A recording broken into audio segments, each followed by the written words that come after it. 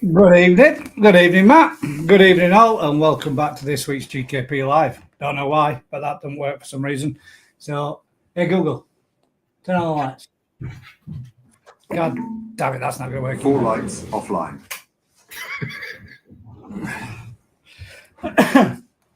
We'll get it sorted out. It's probably just unplugged, and I've probably got wrong plug-in. Oh my God, that was a mad, hectic, crazy rush. Rush home, make tea, make sure Marie's okay, and then straight in to get this done.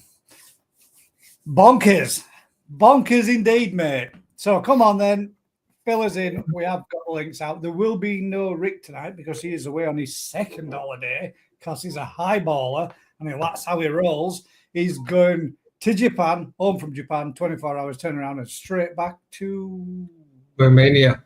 To Romania. That's a bit of something different, isn't it? Get yourself over there. Posted a photo of a day of everywhere I'm visiting for my holidays. It's snowing because it was snowing in Romania as well. Not quite as much as what you had over there, though, mate. That was insane. But the infrastructure over there, the way that they handle it was just unreal. Mental, isn't it? Yeah, just totally. It's impressive, isn't it, mate? What I was more impressed about is when you set off out, the roads early doors in the morning are covered out there. You go into somewhere for an hour and a half, come back out, and everywhere's clear. Yeah, even up in the mountaintops, everywhere. Yeah, when we went up to Yoshino, it was a little bit of snow coming down, but by the time we got up to the top, it was chucking it down. And we literally, as we were driving through it, the front of the Subaru that we had was pushing the snow forward. So it must have been 6 to 8 inches. We went inside. We were only in there for, 45 minutes. Came out and the road was clear. And he is in the middle of absolutely nowhere. And the snow plows had already gone down through there and cleared it. Yeah. Proper mad, mate, isn't it? Crazy how I know that little bit that he'd cut out where you park your vehicles, that was there for us when we were there, about 2.5 foot deep. But so when you were parked there, were like 6 foot odd. Yeah, I was going to say it was over the top of us. And you think that's only, what was that, 2 weeks? You got a heck of a lot more than what we did, though, to be fair, mate. But the crazy thing, Matt, did you notice? It wasn't cold, was it? No, that's the weird bit. Like back here now, and I said to all the guys that come with us, "Are you feeling cold?" And everybody's feeling the cold. Over there, we had a hoodie on and a t-shirt underneath, but you could quite happily. You were weren't you? Yeah, mad, isn't it? It's weird. And the snow. The only way you can describe what it's like is like the inside of one of the bean bags, the old-fashioned polystyrene balls. Yeah. And it's really light, but it's not like ours where it's a flat flake. It's almost like hailstone. I think when they had thunder and lightning when we were there, but thunder and lightning with snow, not with rain, which was weird. That was proper strange. Yeah. Richard says, "Have you two been to Japan?" Yes. How could you guess? Go on then. I'm not going to say. I mean, we'll ask that one later on. But what was the most important thing that you took from your experience of going over there, Matt? I reckon the difference between the farms in what processes that they were doing.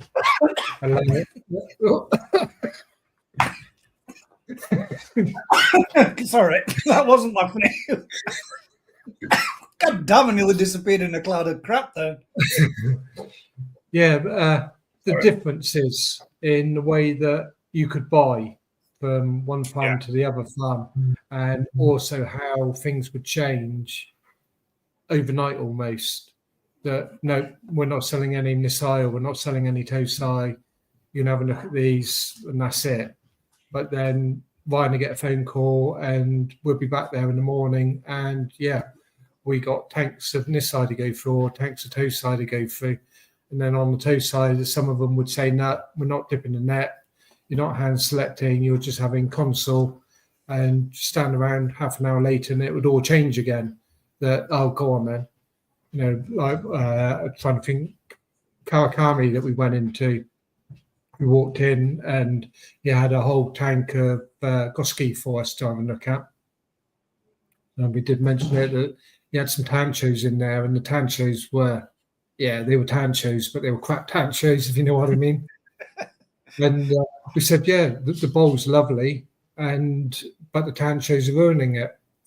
That's it. All the tanchos were taken out. And like Ryan said, you're the first people that he knows has been allowed to actually go, almost not like he did, but go through the net and pick your replacement fish for those tanchos. That's sweet. Well, that was all right then, wasn't it? It was sweet. Yeah, no, it was good.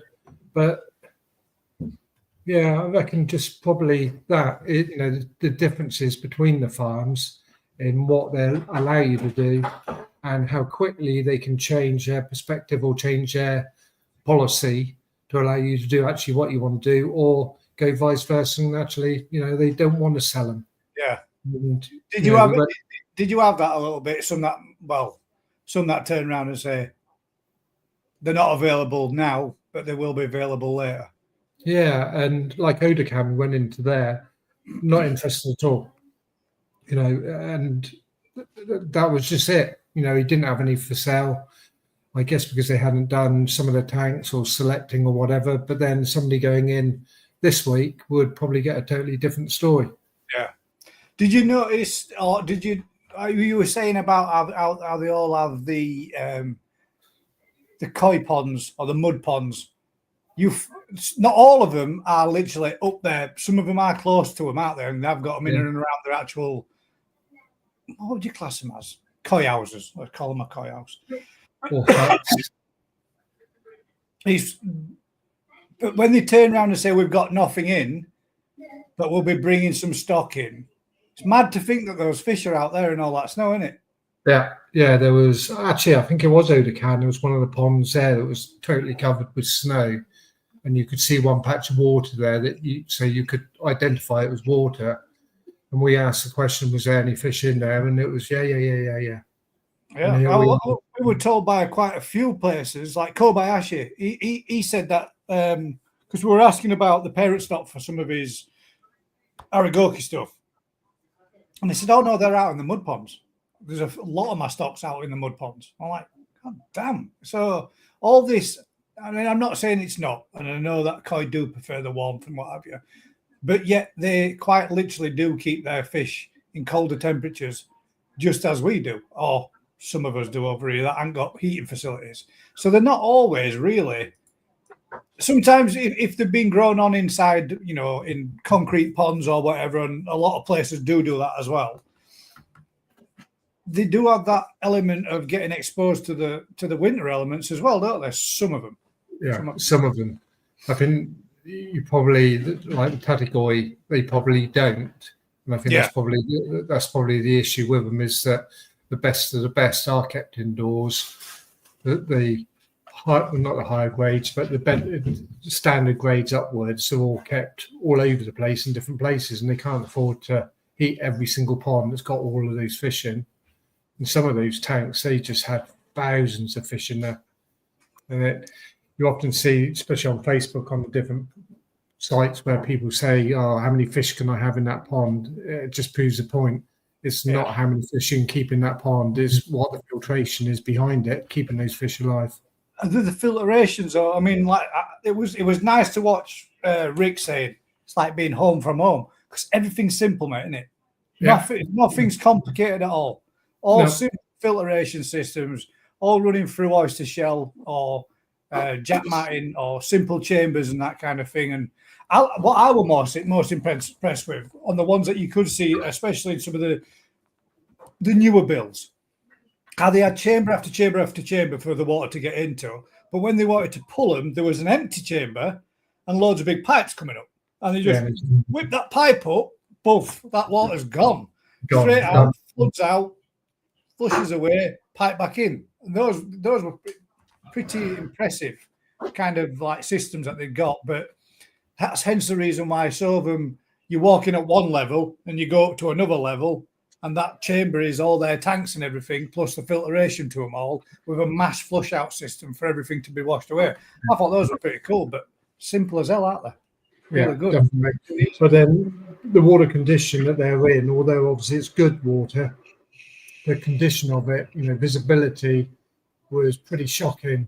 Some of them were, mate, weren't they? Some of them were difficult to be able to see. I mean, technically, if you wanted to have a look at some of the stuff, you would have had to have netted them up just to be able to get to see them, wouldn't you? I mean, I can vouch for it. Even with a pair of goggles, I couldn't see shit underneath that water. I couldn't see a damn thing, man, trying to swim around and find my phone. It was funny because when we went in there, Ryan said, just keep your mobiles in your pocket. This was and we walked in there, and I can't remember what place it was now. And he came out to greet us, and we all took our phones out of our pocket and was going like this. And he was going, no. And laughing. Well, to be fair, Matt, I was very surprised that he allowed me to even do what I did. So I can't thank him enough. And obviously, it weren't the best thing I've ever done, mate. That is for sure. But I had to make sure that I got it back, mainly for the footage that were on it, and the fact that I would have been letting Ryan down for some of the footage that were on there for him too. So. Yeah, it's not something I would advise, though, mate. Stripping off down into your boxer shorts to go for a bit of a quick dip in somebody's pond, to stand outside in -4 in fully dressed again after shivering your balls off all the way back home. Not the best, but yeah. At least I can say I've done it. Not many people could. I've got to tell you, Matt. Tell Matt the Box World liner came today. Is fitted. And it fitted absolute treat. Oh, I fitted an absolute treat. There you go. That's from Tony, Far More Koi. I think that was ordered Monday evening, so it's pretty quick on that one. Oh, that's the thing, actually, guys. We don't have many topics. In fact, we don't have any topics this evening because nobody's sent any in and nobody's got much they really want to talk about. So me and Matt are just going to talk Japan for the rest of the evening. So if there is anything, or on top of that, I will post it in here. I shall copy the quick link. If anyone wants to come on and have a showcase of himself and join us, feel free to do so. Let me just post this in here. And come and have a natter with us.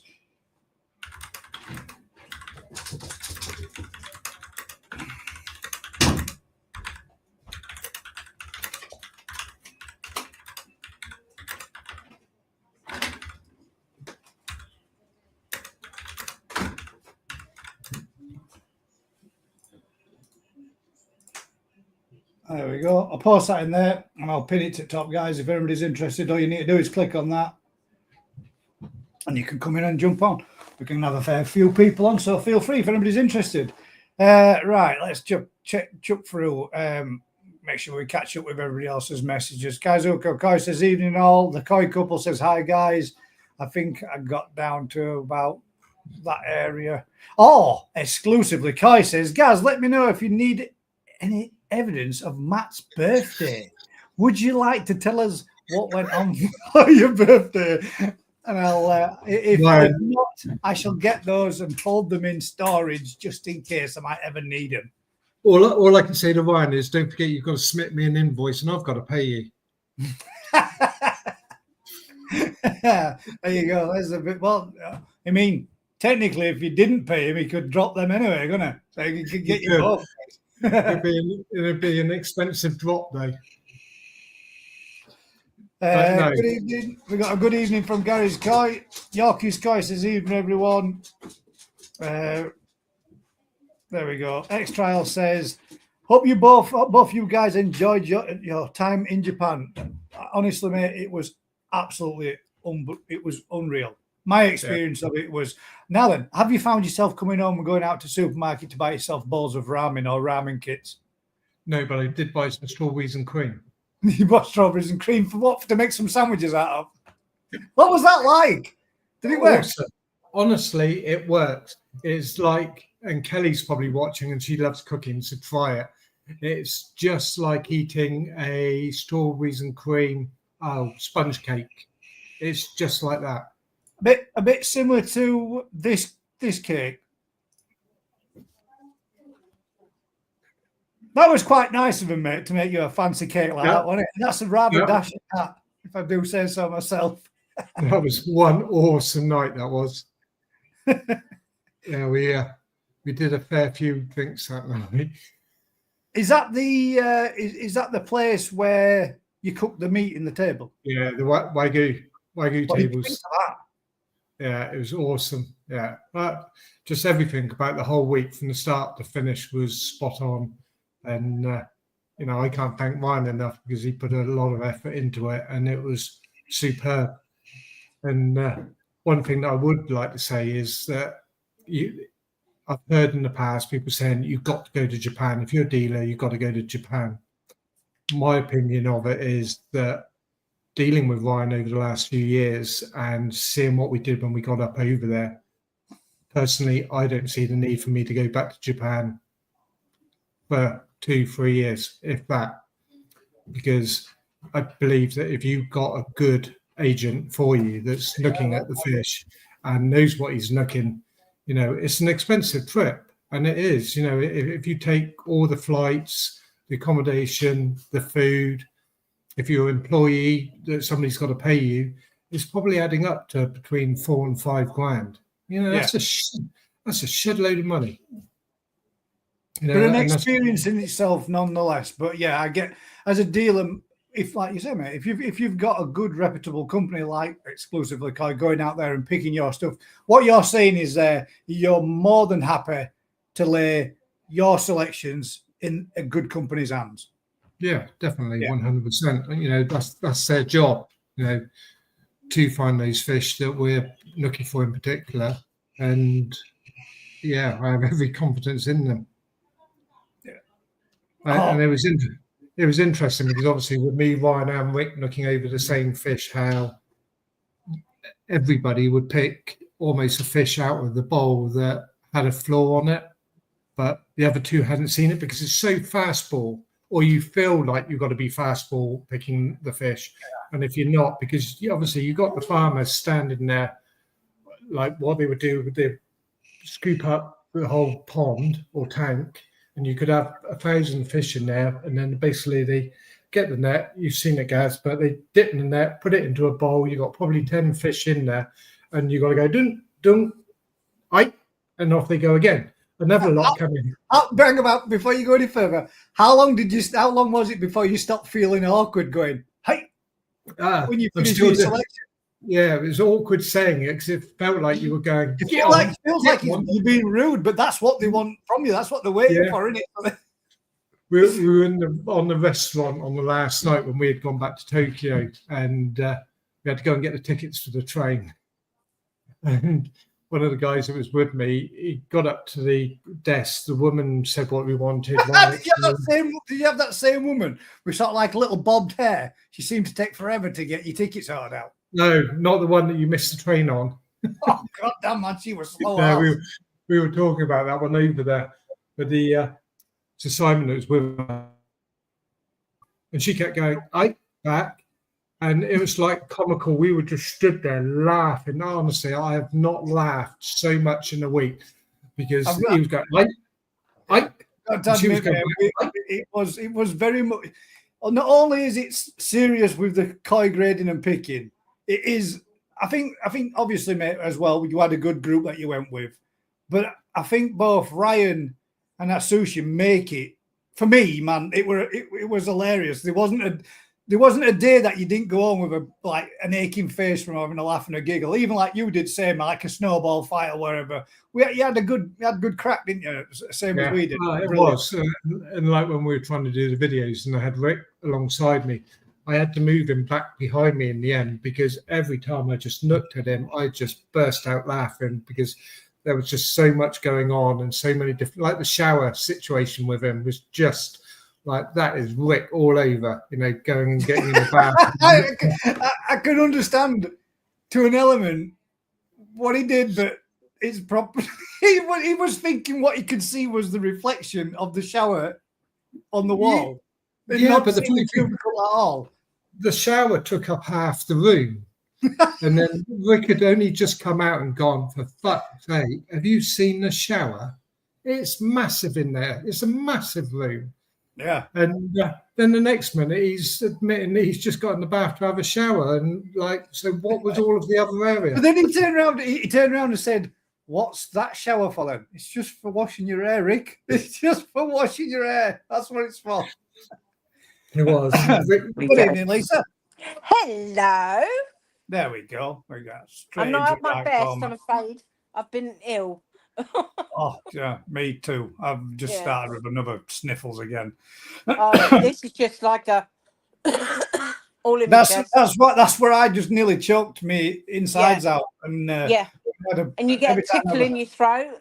Yeah. And then you cough, cough, cough, cough, cough. I think a lot of people have So- been ill, to be fair, over these last few months. We did get a question in there from from Lebo, who says, "What food are you going to feed your koi this year?" I'm going to be feeding sakayakari, balance mate, What do we and feed a us? mixture of some Coppen's Growth high protein with a little bit of colour sakayakari as well. That's what I'm going to be feeding. Like a 25, 50 mix. 50 being the staple. I think it's called staple. We've got problems with one of our sorogoys at the moment. As in? It's got all along the side of the flank. It's all red and raised. Ooh. So we have treated it, and we just got to check it. We're going to check it tomorrow. Are they just raised scales? Yeah. Yeah, just raised, isn't they, Trev? Yeah. Yeah. I cleaned it and tamidined it. Cleaned it and tamidined it.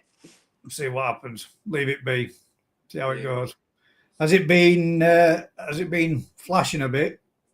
No. No. It's no. feeding. It's feeding. Feeding. Pond's heated to about 8 degrees. Did you hear that? Pond's heated to 8 degrees. Oh, you're not in the supposable Aramona Valley crap, are you really? But No. just taking the chill off it, shouldn't be any issues really at that sort of temperature. No. Bless. So a bit of a worry. I've got one or two that I got cat pox. Other than that, all mine are double hard Yorkshire bastards that are just sucking it up and saying, "Bring it on." And anybody that say actually, my pond dropped down. The coldest temperature it's been down to now is 1 degree. So the pond got down to 1 degree, and believe it or not, they weren't swimming around in those temperatures. When it's around like 3 and 4 degrees or 5 degrees, they're all hunkered up. But when it was really, really cold, I had to switch stuff off because it was starting to freeze, and it even cracked my trickle filter on the outside. Bloody hell. When that switched off, because that pump had to be switched off as well, it's goosed my pump. So my pump's knackered, which is not such a bad thing because the barrel's leaking anyway. So I need to make a new trickle tower and then get a new pump at some point. But there's no rush. The filter system's handling everything as it needs to be doing anyway, but up to press. The joys of living in a colder area. The whole barrel froze solid, freezing now. and it was starting to overflow. So I thought, shit, that's not good. But with it freezing inside the barrel, it expanded and it's cracked it right down on. You know, when you see plastic barrels or something, they look like they've got a seam to them where they're either being joined together or the molded line. It split it right on that little molded line. That must have been pretty solid in there, then, Gaz. Yeah, it was rock hard, mate. Yeah, literally. I went out and I thought, well, because I thought pond looks a bit lower. So I went out and the actual trickling in part, you know, the little pipe that flows in, was trickling in, and it just got a hole about that big in the middle of the ice where the flow was melting it to keep it going, but the rest of it had seeped up over the top, and there were ice all the way around outside. And I thought, yeah, time to switch everything off. Just not worth the risk. But obviously, once it's all melted and I switched it back on, the pump ran for about 2.5, 3 hours, and then tripped out, again and again and again and again. So I thought, let's have a nosy and a look at it, and then realised that the barrel was leaking too. So it's all had to be switched off. But it's another little project to do and a new one to make. Oh. Well, we watched your koi video when you were out in Japan. Did you see me in my swimming trunks? Oh, yeah. Yeah, we nearly wet ourselves. Yeah. I tell you, you're not the only one. I nearly did an all as soon as I got in there with that cold. God, that looked so Chuffing- bloody cold. Chuffing Yeah. freezing. That's my Jeez. dad ringing me while I'm live. Cheers, Dad. It'll be so nice when it's summer.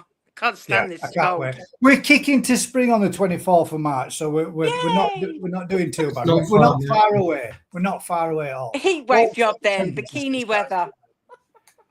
I mean, technically, I think it's been over double figures most of this week, hasn't it? Been That- over 10 degrees, which is not Yeah. too bad. Running up at this time of year, we're normally getting still a bit of snow around here by me anyway. But, yeah, getting better. because we've had snow in April. Yeah. Yeah.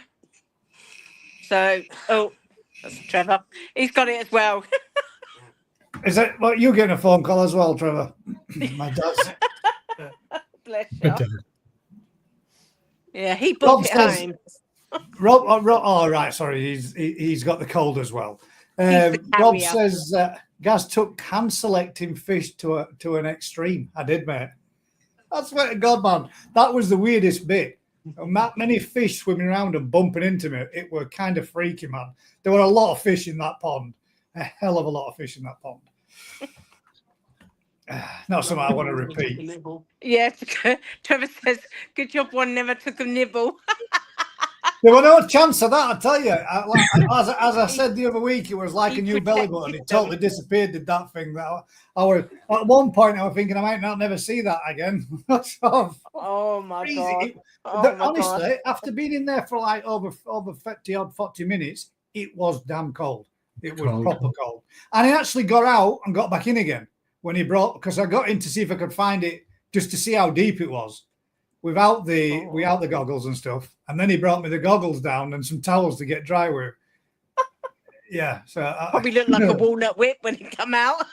it was chuffing freezing, man. It really was. Walnut whip. Yeah, Gary had a second belly I did. button. I had a second belly button for sure. What koi food are you going on this year, Matt? Are you having a change? Or are you sticking with what you went? Because you did have a change mid-year, didn't you? Yeah, we were on the saying that we were on the Coppins. We still are on the Coppins. Still using Proline Aqua. We're using theirs, and then the new batch are coming in. They're all going to go on to Saki and see what happens. But I'm not going to do full on. What about you, Lisa? What's that called? Sauce all season Aqua sauce all Aqua season. sauce all season. with the garlic and the propolis. Oh, garlic and propolis. Oh, He knows his stuff, doesn't he? what do you think to it? Good. Here you go. Yeah. There you go. Yeah, it's not a bad food. It's reasonably priced. We feed it all year because obviously I heat during the winter with a 2 kilowatt heater, just to maintain that temperature so it doesn't drop too low. Heat to around 8 degrees, 10 degrees. Nothing major, but it So just you can keeps just feed them as and when they require it, if they do want of it. Yeah, and it keeps the filters ticking over and stops your pipes cracking when they get, blocked with ice. Certainly does, mate. Certainly does. But I tell you what, I bet my piece of replacement pipe and new filter system that I rebuild will be a damn sight cheaper than your electric bill. I wouldn't say that. Shh. Honest.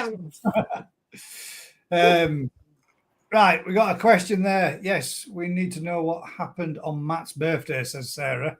Maybe not. Jonathan put in there. Back to me.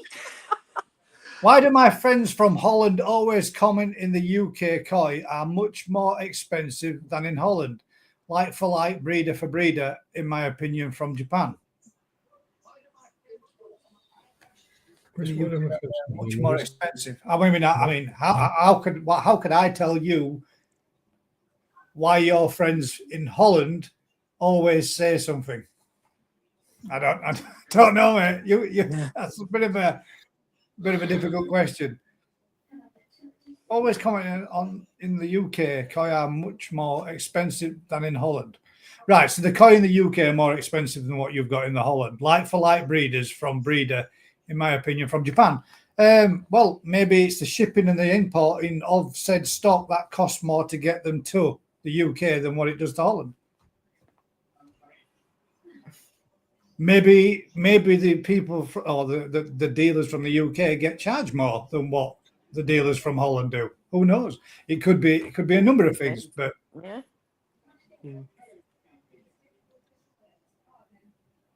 Yeah. So- couldn't tell you.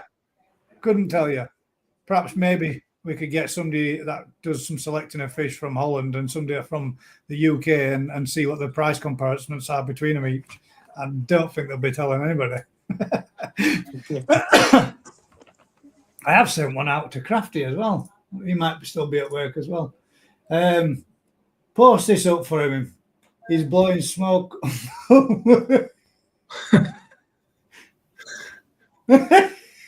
I won't read that one out, Matt. I'll read that one to you later, mate. That's called intense farming, Matt. Be quick or they're gone or not for sale anymore. Yeah.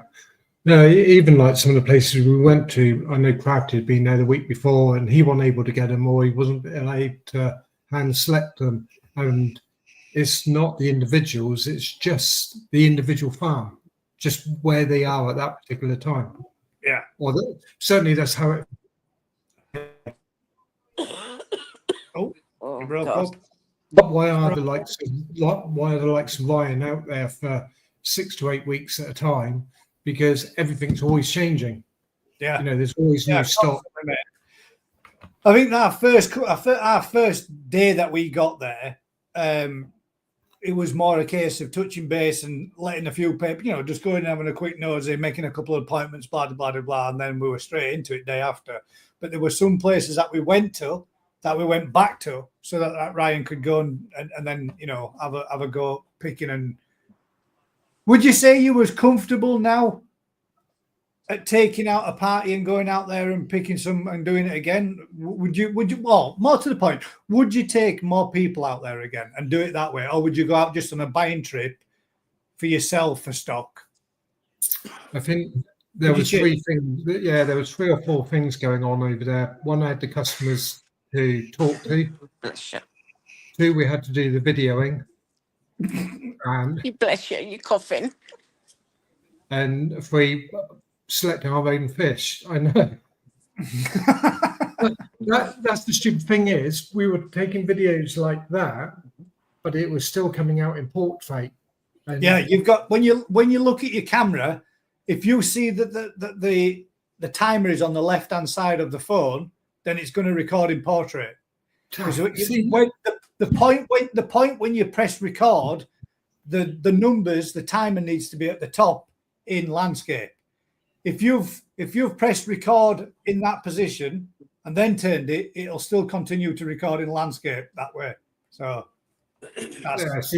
bloody didn't know that. You YouTubers keep your little secrets.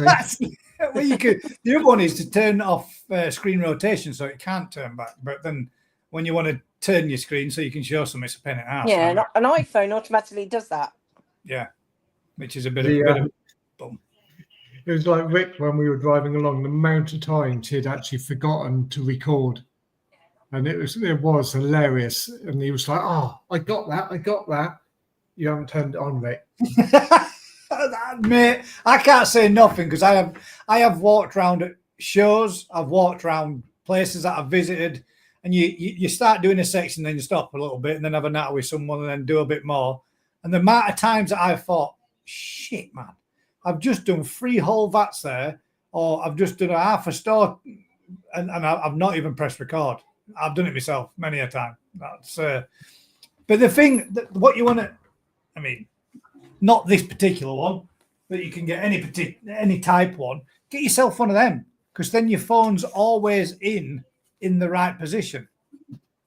That way, then.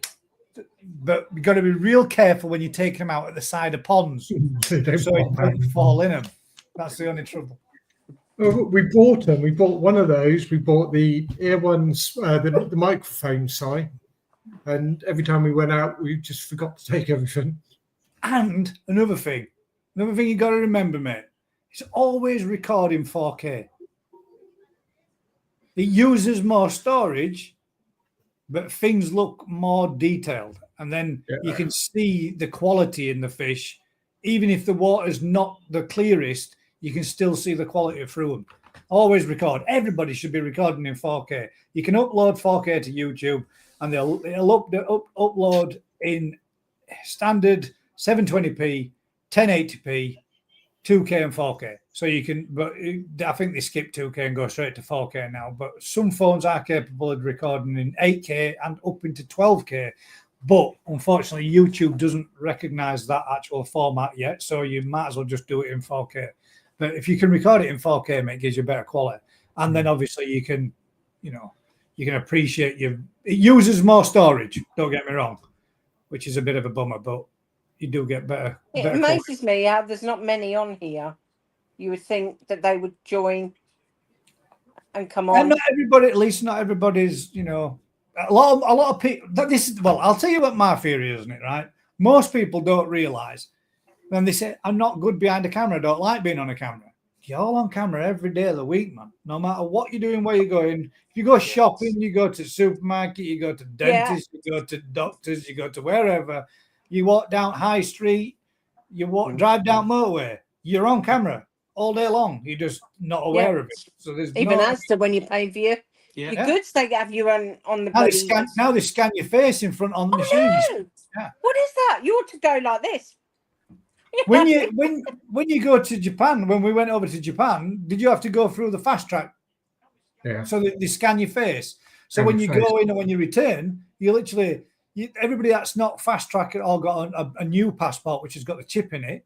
They've got to go through all the long queue up and down, and we just walk straight to front, stand in front of it, take your glasses off, job done, picture takes a picture, boom, boarding pass done, straight through, gone. It's a lot faster. And then you get back over it at UK and everything's handing over your passport. The only downside is you don't get your stamp. And me and Jeff were both.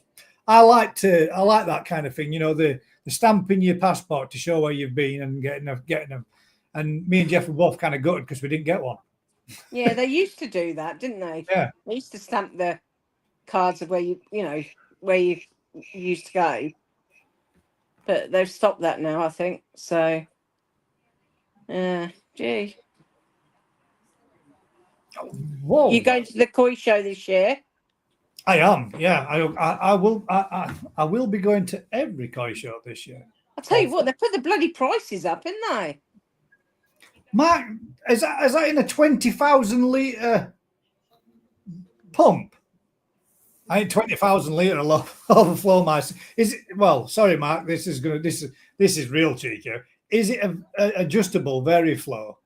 Because if it was, I could use my 10,000, reduce that down to 4, because my smaller system only runs through at 4,500 litres an hour just for the trickle system, and then the other one runs at 8,000. So I could technically make use of it if it's a Veriflow adjustable one. If it was a 20,000, I'd just pump my pond out in about an hour, if less or less. Is this another freebie, Gaz? No. I will obviously make sure that Mark gets paid. I will pay him what you're right. If he drops it off there, it looks like it. Yeah, it looks like it could be a possible another one. We know your Bitcoin stashed on that phone, Jonathan. I'd have been straight in there. If my Bitcoin were on that phone, I'd have been diving in there.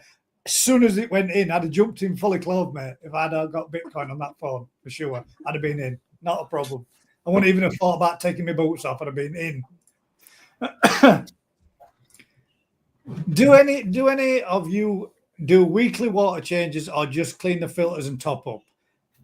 Technically, Susan, if you're doing a weekly water change, a weekly filter clean, you are doing a water change, because whatever you clean out your system, you're topping back up, which is a partial water change. I take out, when I do my filters, I drop 3 of my barrels, all 3. It's 100 litres in each one, so that's 900 litres I drop out of mine. Each in the summer months, I drop them once a week. The filters, that is. So yeah. So if you are doing,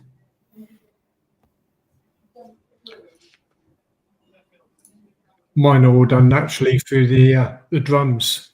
Yeah, yours Using- will filter through and top back up on it as well. We Mine's weekly. not quite that technical. Yeah.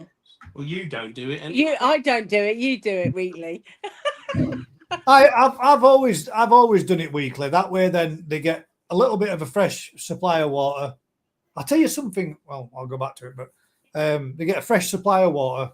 I do the same with my filter system because on the tropicals, because the amount of heat that you get in here it evaporates through the summer months. I quite regularly have to top that tank back up because it can lose an inch in the summer months easily. It may be an inch and a half, nearly 2 inch a week with the evaporation in here. So that gets a constant regular top back up. But whenever I do the tank clean, I do about a three quarter water change. Puff, gone. Well, filter clean and then kick it, start back off again. But that's got an external canister on it, so it's a little bit different. But yeah, I always do a weekly water change through summer months. These winter months, all I have done is I've done up to press since the back end of winter before we started getting a cold spell.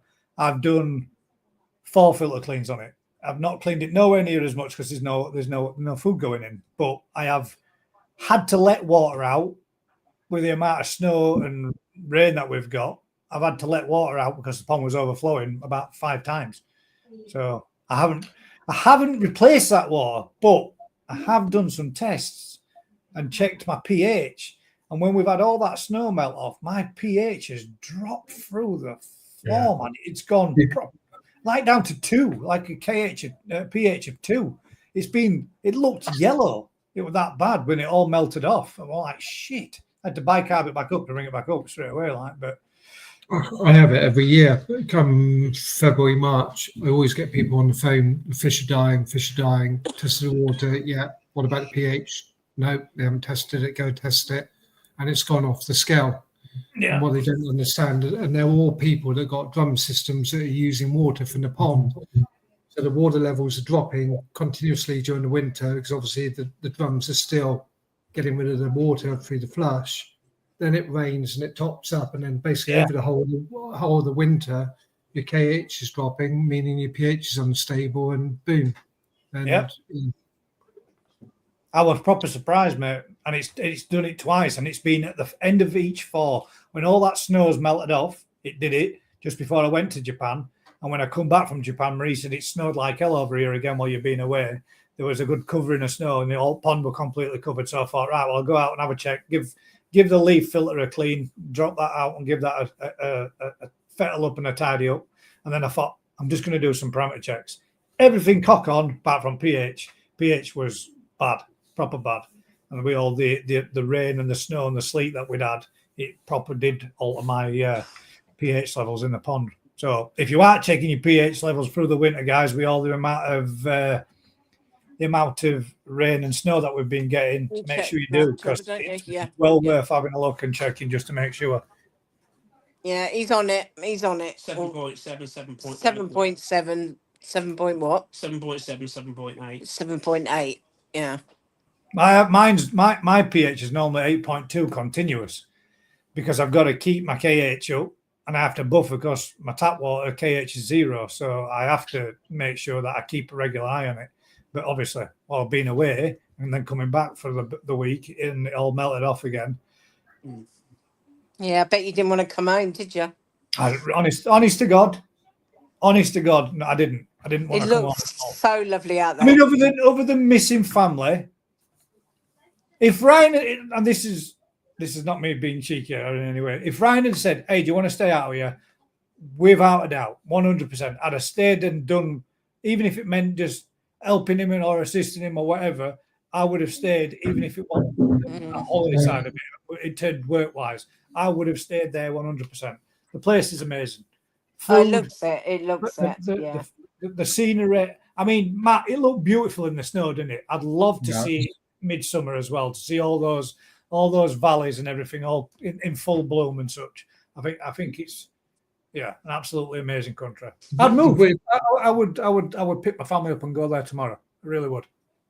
It was weird though with the snow that you didn't have your landmarks, so it was really hard trying to retrack your steps. It didn't feel like you'd been down there before because it was just snow and the tops. Then of the change trees. because there's that much more snow again. It just looked totally different. It was mad to see how much snow that was on the roofs, wasn't it? You see how much was stacked on top of buildings, and then you see a frail old man up a ladder with a special tool, like sliding it onto the roof to get it off. You're thinking, God damn, you won't even get an old boy over here doing out like that. But they're up there at like 70-odd-year-old clearing roof off, and you're thinking, God damn, you're up a ladder at 13 meters in air, and you're sliding it off like snowproof, like it's no. Yeah, Weird. no, what is weird, but awesome place. The Well, food guys, is I'm going to love you and leave you. I'm going to get myself a hot drink. So I finished referencing anything. Get yourself some paracetamol and a hot tonic. I will do. Cheers. Take care. See you later. Bye. If anybody else wants to come on and just say hello, feel free to join us. Yeah. Bye. Ta-da. Yeah, and it amazed me how close they all were to the farms. Like we did a video clip of it that you're driving up through the road, and we kept calling it Coy Road. It literally is, mate, isn't it? It's like it's like us having all our supermarkets all in one area. Yeah, they just literally one to next to next to next to next. How many times did you get told that used to be so and so so and so? That's his old building. You still use it, keep some coin there as a little bit of an extra place, but we're going to go see him at so and so down the road here. And you think there's quite a few of them got a few little bits and bats places scattered around, aren't there? Some of them that are no longer in use for the main building since the earthquake that they had in 2014. Yeah, and Yoshino was a prime one of that. He went to his newish place. It's probably been built, I don't know, 2 years maybe, something like that. And then he takes us off to another place where he had his boot stock in some awesome fish. And it was just down the road, tucked up on the side, no security, nothing at all. And these fish, apart from his tatikoi that he had in two of the ponds, this end pond, boy, we weren't allowed to film it. There was one place we were told we couldn't film. And they were just unreal. Every single fish would have been 75 to 95 cm. They were just unreal. Yeah, it was stunning. Yeah, it's mint, mate, isn't it? Yeah, well, that's where we got the Tantra show from, and beautiful. I'm laughing because Ryan already predicted what my customer was going to say when he saw it, and he was spot on. He brought it over, dropped it in the bowl, but he kept it in the net. The customer was there just looking over the bowl, and then he went like that with the net, and it slid out, and he went, how I didn't think it was that big. And it's awesome fish. So I reckon that was one of my highlights of the whole Extreme close up, Chris. Morning. All right, I'm watching you on my big TV, so I'll have to turn it down because I'll get feedback. No, you definitely will. Yeah. How you doing, Chris? You all right? Yeah, absolutely fantabby-dozy. Looks like you're mid-decorating. That's been like that for ages, waiting for the council to come out and sort the damp. Oh God. No, say no more. Let's not go down that road. It's not that bad. The damp was coming from the neighbour because she owned her own house, and all the gutters were blocked. So it was obviously going in the gutters and dripping down the wall, and then coming into my house. Yeah. Well, there you go. So there you go. You got no excuses on if it's being put right. That should be. No, I've got to finish it. I will finish it eventually, but I'll be getting steamer out at the weekend now, so you can get it done. well, this weekend I'm at the other house. We're doing stuff up there. Look at this man. He's got how many houses have you got? 2. But this is the council house. The other house is my other house. Enough. Bills for one's enough. Susan. And there we go. A freebie for Gaz. Yes. Has anybody got out? If anybody's out there that's got a nice cherry red mechanical keyboard, I could really do one of them and all because this bastard thing's broken. And I really need to get one order. I got loads of freebies when I was out there, Gaz. Did you? What did you get? I got 3 hoodies. I got a free hoodie. Oh, did you? I got Danichi one and You never Odakan. did. Did you get? Yeah. Did you get? I've got 4. I'll go and get them in a minute. I got 4 calendars. You know, the big ones. Oh yeah, I got a. Did you buy from down here? No, nothing. You just liked me. Oh, You probably heard about my party antics. yeah, I probably did. Probably did. I want to see Gabby swimming antics. I ain't seen that episode yet. It's the third one, mate. Third episode. It doesn't actually show me swimming. So technically, I showed it the other week. It's actually on the live the other week. Ryan recorded it and recorded me coming out with the great big cheer as everybody went, "Hey!" Because I I'd found have it. loved to have seen that. That'd have made good viewing. Oh, I tell you what, mate, there'd be more laughers than criers, that is for sure.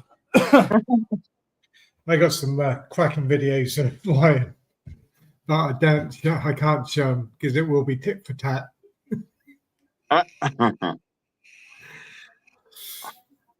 Jonathan says, I clean my filters weekly or more in the summer, and the water is topped up via dechlorinator unit. Filters hold 640 litres, pond holds 10,000 litres. There we go. Yeah, I think most people had, most of my fish wiped out by an Aaron last week. You've had yours wiped out by an Aaron. My dad's had a load more taken on all, mate. My dad's lost, I think he's down to, I think he's had about 19 to 20 odd now. Well, remember, I did a video and I counted 40 fish. I don't even take them out now because I can only see about 8 big ones. Have you not got a net on it? I had a net, but due to the fact that I put that new backy filter I built on it, I forgot to put my covers back on and had to leave the house to come back here. My own stupid fault, really. Yeah, that's exactly the same for me, mate. I kept saying I'm going to get one and get one and get one, and I didn't. And then I ordered one, and then it came, but by that time he'd already been and he got it. But yeah, it's. My two biggest koi are still in there, so I'm happy with that. I know where you can get some fish, mate. If you ever need some, let me know. Oh yeah, well, I've actually been offered since I put the video on YouTube. I've been offered to a bloke messaged me and said, "Oh, I'm closing my pond down," and he lives locally, and he said, "Do you want to come and get them?" And I said, "Yeah, but we'll see." Just be careful. I know. That's how so many recipes go completely wrong. A lot of people think they're doing the genuine right thing, or you could wait, or you could take your fish out, put them fish in, and slowly introduce your fish back to them fish one at a time, and seeing how they react, and seeing if you end up with any of your original stock going down that way, and take everything. I've mostly got goldfish in there. I've got about 5 koi. I think. You're swearing at me there, Chris, now, talking about goldfish. I mean, this is Gaz's koi pond. Yeah, I know, but I mean, I started there at the beginning. It was just goldfish, and now I'm just developed into koi. Yeah, even the heron don't like goldfish, mate. They're picky. They'll go as far as a shububkin, but not goldfish. I don't know. Hang on. Either way, a lesson hard learned. Let's put it that way. I won't ever forget to put them covers on again. No, it's a bastard, mate. I would genuinely. And the thing is, right? It's never the good ones. It's not the good ones. It's never the ones that you're not all that bothered about. It's always the ones that you really like that end up getting nailed. Yeah. So far. I mean, I'm not. In fact, I'm not saying it. I'm not going to say it because I'm not going to push my luck. So yeah, how did you manage to blag a hoodie from Dainichi? But it don't fit you, does it? I'm teasing you, Gaz. I knew you'd bite. Did you not get a hoodie from the from Sushi? Yeah. They're quite comfortable, mate. They're good. They're nice. Yeah. Nice hoodie. Yeah, he gave me an extra large, and I didn't quite know. No, a 2XL. Sorry, and I was like, really? Yeah, their sizes are not the same as ours, though, are they? Yeah. You've got to get. I got to get an extra large T-shirt, and it fits just perfect. But if I'd have got just a large, it'd have been too small. Are you going to the Newark show this year, guys? I most certainly am, mate. Yes, and me. I'm attending and hitting them all. Hopefully, fingers crossed, I should be in attendance at every one of them. Well, I'm definitely going to the Newark show, and I'm definitely going to the Cobb one. Because this house is near Cobb, and the other house in Pondon is near Newark. So I'll be going to both of them. That's a definite for me. I'm thinking about even going up to the one up north as well, the up north Koi show as well. I'm going to see that one. I've never been to that one, but yeah, hopefully, fingers crossed, we got the chairman coming on to have a natter and a chat with us at some point in the near future. So I am thinking of seeing if we can get up there and get something done with that and visit that one too. So hopefully, we should be doing about 4 or 5 this year, depending on. Yeah, me too. Hang on, guys. Got friends coming to say hello to you. This is going to be a duck, isn't it? Oh my God! Hello, darling. Hello. Man, I nearly choked when I saw that. I nearly choked. And the fact when you were sat there and you were almost looked like every time you were talking, it looked like the thing were pouting. You could push it out of your mouth going like that, and it wasn't. It was fucking hilarious. It really was. The worrying thing is that Rick took that with you. And I thought you might have got it while you were over there, but Rick took that with him, didn't it? Yeah. That kind of makes you worried about what things that Rick might have in that fancy dress box of his. Yeah, well, what worries me is since I've got back, Pam's been wearing that all day, every day. Oh, don't give up. So what was it like then having to share a room? Oh, did all 4 of you share that last room? No. So me and Rick were in one, Sean and Paul was in another, and Simon went in a double on his own. Oh. But did you get the bill for the little bar? Yeah. I said to Jeff, said, "Oh, look, we've got." I said, "I opened fridge up," and I said, "Oh, Jeff, we've got a mini bar." I went, "We'll get charged for that." I said, "No, not that bar." So I thought you meant the other one where you did the karaoke bar. Oh yeah, I bet you got charged in there, didn't you? That was damned expensive, I dare bet. There was £120 a head. Jesus Christ! We only stopped there for an hour odd, just over an hour. I think it cost us either 40 or 50 a head. It was good, Dave. It was good crack though, mate, wasn't it? A good crack. Yeah, it was.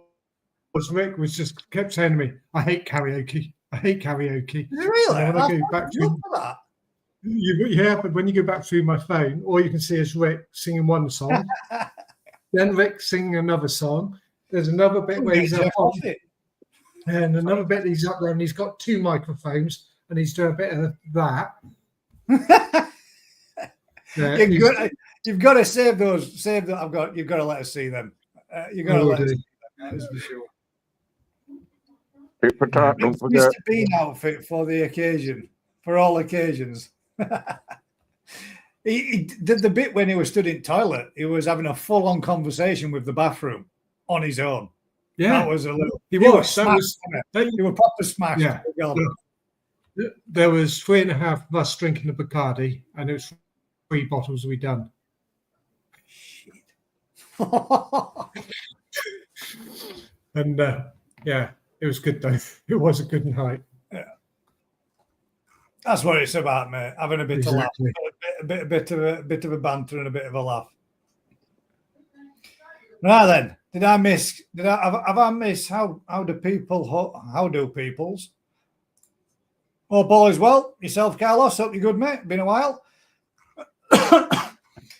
Did I miss anything? Matt's probably spent 10k at Dainichi, but was still drunk and don't remember. It was because like the whole day was unbelievable because we were up sort of 6:30, It'd been a night on Then we'd meet the them. right. Yeah, I know. It was just full on. And then we'd keep lying downstairs, off we'd go, stop off at 7-Eleven, go to some of the farms, get back 4, 5 o'clock, then the computer, doing the videos and bits and pieces. Then somebody would, right, we're going out 6:30, off we'd go again. And of course, then when you got out, you had a few drinks. And then we were coming back to the room and doing the videos. And it was just literally, well, tiring to say one, and hilarious trying to be serious when your piss is apart. But Were you Yeah. still hanging out? Were you rough as arseholes day after then? yeah, I learned by Ryan's example what he does, and he goes and gets one of those squeezy ice creams. Yeah, they're wicked, them, aren't they? Yeah, Aren't they That's proper nice?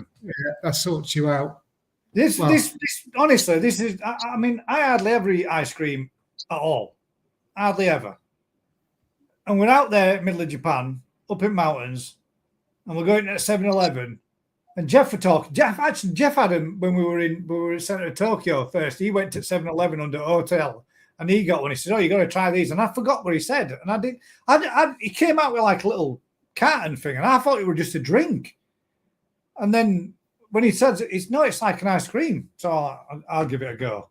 I had one, and then the second time I bought two, but I left one in the door pad, in the little pocket of the door pad, and it nicely melted, and it was just like a McDonald's milkshake. It was grand, man. It was proper.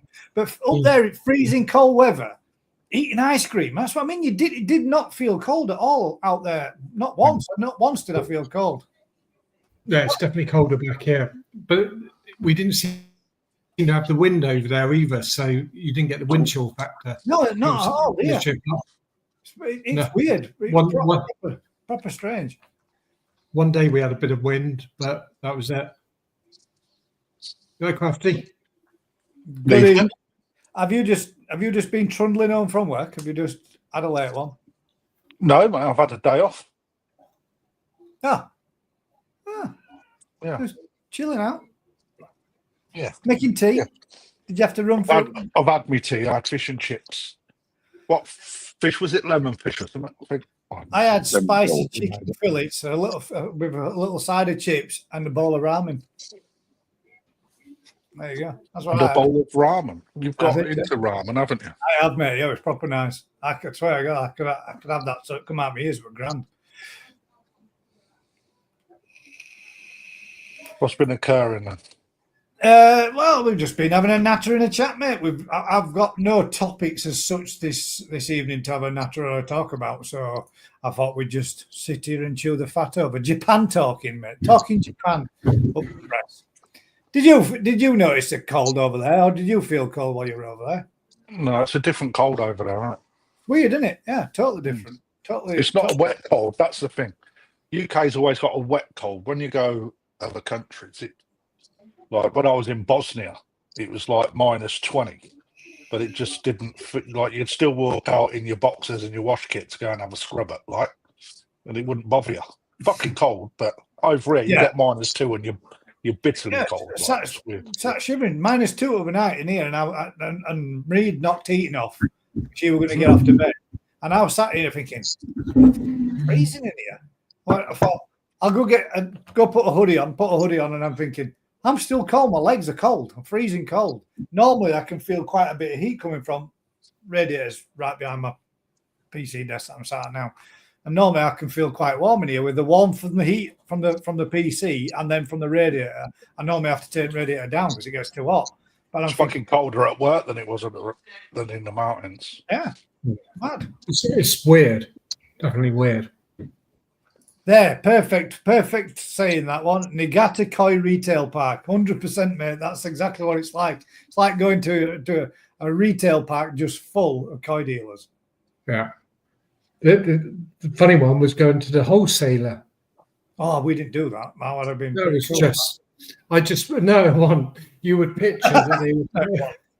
You would picture that they would have everything. You know, have you been in there, Crafty? No, mate.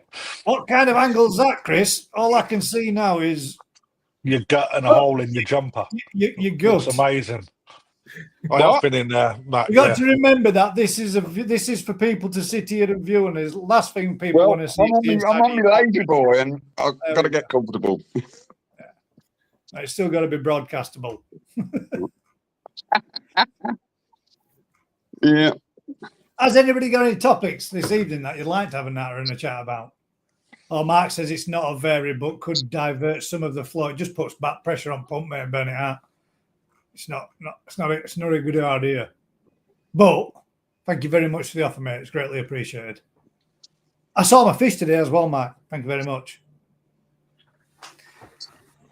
What fucking? Oh God, dear shit! I've just dropped myself in it again, haven't I?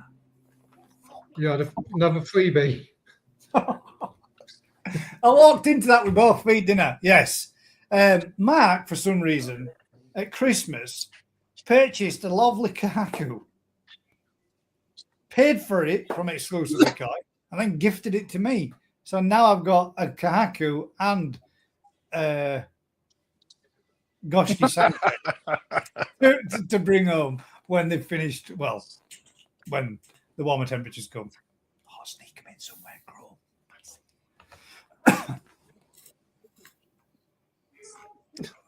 Hide them somewhere. Hide them somewhere with shitloads of sake. Grow your buggers. What koi food you feeding this year, Crafter? Saki. Sake. What about you, Chris? What you feeding? No, you ain't got no koi. You're only feeding goldfish, so you can just use. I've got koi as well. I don't know. It's something that I'm interested in, but you see koi food and it's very expensive, and then you see the cheaper version, and it seems to have most of the same stuff in, but cheaper. So I don't know. At the minute, they're just getting all season stuff. Wheat germ.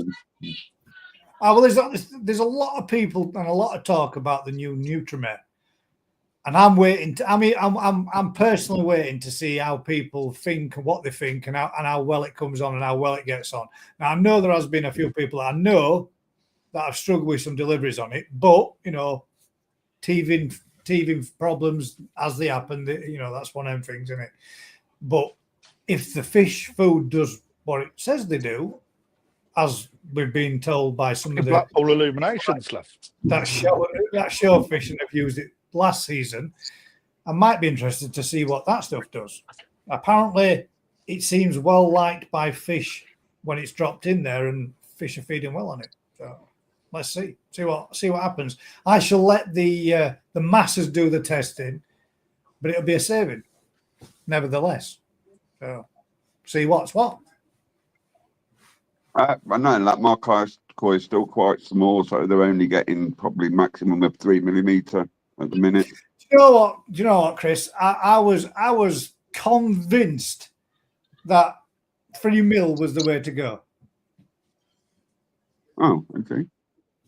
Now I've seen fish, mate, like that, smashing Sakai. Fish like that. Yeah. And that soon rapidly start putting some body on and putting some size on quickly. But I've watched them nailing that stuff. In the last couple of weeks, I've been going down and giving a bit of an hand to Exclusively Koi. And while I've been going down there to give them an hand, I've been doing the quick sneak, a few handfuls in here and a few handfuls in there, throwing them in and banging them in, and watching the little smaller stuff smashing the normal size pellet, thinking, well. Yeah, it's gone in seconds. So you don't need to really worry about it, mate. And I did find something out, which was quite a topic that I brought up a couple of months ago. And I was asking the question about how old does a koi need to be before it sheds its first teeth? I was speaking with Crafty about this morning. It was quite surprising. We banged in some, maybe 10 to 12 mil, or 12 mil, 12 cm little koi, little torsai. And when we'd finished doing the bowl, we did a batch sample of some fish. And when we took them all out, scooped them all out, all down inside of the bottom were tons and tons and tons of tiny little koi teeth. And I was like, right, so there you go. Koi definitely do drop the teeth maybe once or twice in a season. But yeah, it was cool to see that little torsi like that drop the teeth at such a. And then when you start looking and you're looking in the vats and you're doing moving stuff from A to B, and you're taking fish out to take photos of them and what have you, and you're having a look in there and you think there's fucking koi teeth everywhere. There's loads of them, and they're all in different grades of sizes. But the small ones, if you can imagine from the little torsi. If you can imagine the fine sand that you would, not sand as in building sand, but like sharp sand, if you can imagine the sizes of a piece of a sharp sand, the little koi teeth like that, and they must have been a good 30 at bottom of bowl. They were cool. Quite surprised to see that. So I kind of got one of the answers to my own question just by experience today. So that was pretty cool. People got issues with your freebies, guys. I know, mate. I know. Right, yeah. But Mark, thank you very much, mate. You didn't need to do that, but it's greatly appreciated. So I'm never ever going to say that I don't get anything ever again, because I would be completely talking out my ass, because I've got quite a lot of stuff when I start working it out. So yeah. And they got kicked out. Did you get kicked out there? Did you get asked to leave the karaoke bar? Oh, Matt, you never did. Yeah. Yeah. We had a bit of an issue, and the owner said something in Japanese to one of the girls, and I saw her do it. She just pressed the button, the music stopped, the lights came up, and it was out. Oh, dear. Oh, Rick's singing that bad. Yeah.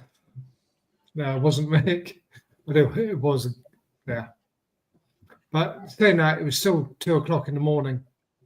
Yeah, well, it'd probably kick it out time anyway, though, wasn't it, really? Yeah, It probably was. It probably was kicking out. Yeah, you probably had after hours anyway at that point, wouldn't you? And the 10-minute walk back to the hotel took us about an hour and a half. Bouncing off of every window, every bin, every lamppost, all the way there and back.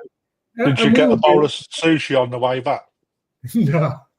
it's all coming out now, Twisted Koi. Yeah. Yeah, it must have been about 1:45, an hour and a half to get back. But it was funny, I can picture we were walking down the street and we were being respectful. Nobody was shouting, we were representing the UK. Fuck off, man. Yeah, what a crock of shit. We're walking down the street, and you could see the locals coming towards us, and the next minute they weren't in front of us. They jumped over to the other side of the road to take a detour around us. And we were good, but we had more. So I'm laughing about it already. In the morning, we got up and we went outside the front of the hotel, and in the snow, there's a snow bank there, but it was all recently overnight the snow, and all you can see is this figure embossed into the snow. One of them, and it wasn't. He did it deliberately. He was had a few to drink and lost his way. Did you? One of them had a bit of a slip and a fall and all, didn't he? And grazed all his leg down. Cut all his leg. So on the way back, there's some little feet outside the bank, like almost clay feet stuck to the floor. And we said, "Oh, go on, we can take a picture of you." So he knelt down to go on it, and of course, he went down to go on. He's probably watching actually now. Went to go down on it, and of course, we'd had a few to drink. It was quite low down, and he just slipped, but it grazed his his knee to his ankle. But he was a lovely guy, and all of them were, but particularly Paul. He was a lovely guy to bring along with us. But it seems like you all gelled pretty well, mate, and had a good laugh. Hey, ups, Chris. We did. I'll be back in a bit, lads. I've just got to sort the cat out. All right, mate. Speak to you in a bit. Everybody was so different. There was nobody that was similar, even like myself and Rick, known each other for years. We are totally different, and everybody was. And you always have the risk there that, somebody's going to clash or whatever. But no, everybody had a right laugh, and we bounced off each other and looked after each other in times of need. Crafty, you've got a message there. Susan says, Crafty, I'm loving your live streams lately. You working at the shop, definitely a different perspective view. Yeah, well, yesterday, little Harry was tasked to follow me around with a camera. Agreed from Mark as And well. about 3/4 of the live stream that I thought was on had actually gone because I've now worked out there's a dead spot with the Wi-Fi, so it just turned off. So he would have had a blank screen and never said shit. So I introduced quite a lot of Yoshino fish, Yoshino and Sakamaki fish into the main pond, some of the bigger pieces that we got. So I was sort of showcasing them as well. And also Yamaguchi fish, some bigger pieces. And none of them got I'm not one that sure, fucking line. mate. which was the real interesting bit in my opinion. But oh yeah, we'll have to bring them up on another one. Yoshino. For a free bag. Yoshino Craft is an awesome place, isn't he? Oh, Yoshino, mate, next level. Yeah, brilliant. Yeah. Yeah. It was Real good one-to-one service. You know, no fucking about. You know, he gives you a good spread. The fish that he put out, you know, there's not really a bad one amongst them. In perfect honest, you can when you're selecting, you're quite hard to select. Do you need evidence of craft also? No, you fucking don't. Is the answer. Is that another one? Somebody else has got more evidence. Yeah, lots of evidence. I believe you had a good sing, Tom, while you were there, mate. I was fucking gangster rapping, bruv. I don't know. West But I've got a sneaky suspicion that Ryan perhaps might have some footage of me singing a little bit as well. Yeah, it's a good chance, mate. And Jeff. Back to Yoshino. What we ought to do, guys, is send some of the videos of all the antics that have gone on, send them to you, and you can cut them, stick them all together, and we can have a 15-minute laugh. We should bang them all on, get them all together. I never recorded any of it, but I was too pissed to record anything. I was too busy singing without any karaoke words. Did you just go for it? Just singing without a song. I just put a bit apart. of YouTube on, mate. Chose songs on YouTube, and off I went, mate. Off you went. Bit of Biggie Smalls, R. Kelly, Gangsters Paradise, word for word, 5 on It by Loonies. No one's ever seen that side of me. And Ryan was sat there going, "What the fucking mate? This is mint." It was in mint condition, apparently. Yeah, I was. Yeah. But yeah, back to Yoshino. Yeah, the fish that he has put on, and I believe you went there as well, Matt, didn't you? Because I've seen some rather nice fish that was bought. Yeah, the fish that he put on for you, put on for me. Yeah, they were real good. And I'm not a shower lover. I bought quite a few showers from him, if I'm honest. I'm not personally a particularly a shower lover, and a lot of the shower that you get at Tozai, you know, that are offered out at the sort of money that, you know, you're £200 or under. A lot of them need a little bit more development to be understood by people. So they're always quite a hard sale, but these ones, which I just know, mate, when they come back, that sumi is so well up that it's really when people have got a finished show, they sell well. But when like Issa, for instance, I fucking hate Issa fish, if I'm perfectly honest, at Tozai. I'll say it as it is. I think his fish are so hard to read, and the sumi is such a slow burner that moving them on is quite difficult. And the sumi, that from my experience, on his good fish, where the sumi's up, they look banging. Issa fish are banging when they're finished. But just, you know, sumi's so unpredictable. Sumi on Issa fish is even more unpredictable. Yeah. So they're even harder to sell. But These ones, you wait when they come in. You guys are going to be blown away by it. I mean, I put a video out, but I didn't really show a huge amount of what I was doing because I didn't have anyone there filming for me. I had to do it all on my own rather than having somebody that was going to do it for me. He's still not fucking listening, is he? Or playing poker? Yoshino, I saw probably my number one shower. Which koi house? It's down the road on the left. Oh, right, yeah, all right. Pond at the back, yeah. Our little friend, back room. Our little friend did the deal on it, and boy, I sat Yeah, there. I've got video of that, but I'm not allowed to show anyone it. It's just beautiful, just an absolute stunning.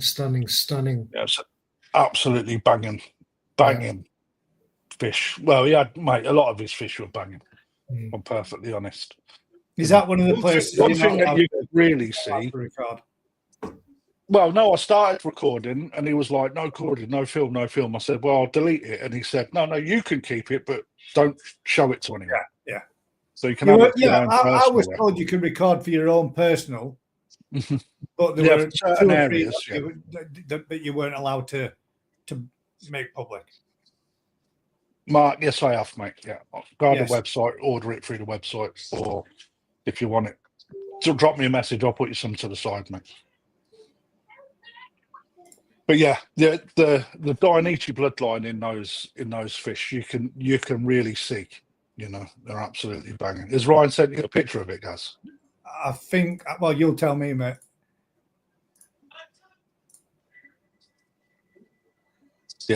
Yeah. Oh God! I'll get dial on that thing, man. It's stunning. Someone's been knocking around with Ryan a bit here. That's what I heard him say today. Look at dial on that. That's exactly. Look at fucking dial on that, lad. That's nice. Yeah. Is that Yoshino's? Yeah. That is Yoshino's, yeah. And that, but you need. Oh, mate, well, I'm going to get him in trouble here. Yeah, guys, put this one up. That's meant, isn't it? Right. We need to put a poll out, mate, because what I want to know is A or B. Which fish would people rather? Okay, right. Fish A is going to be Crafty's. Fish B is the one that Ryan just sent me. So we'll go with this one so you can see it first. And we'll go. I've just sent you one as well. Oh, we'll go A, B, or C then, right? Oh, both Yoshino. Well, mine's Yoshino. Is yours Yoshino? No. No, it's fucking mate. You can't bring up. No, yeah, sorry. Yes, Crafty, it is. Oh, it is. Yeah, they're all Yoshino fish. That's fish A. Crafty's.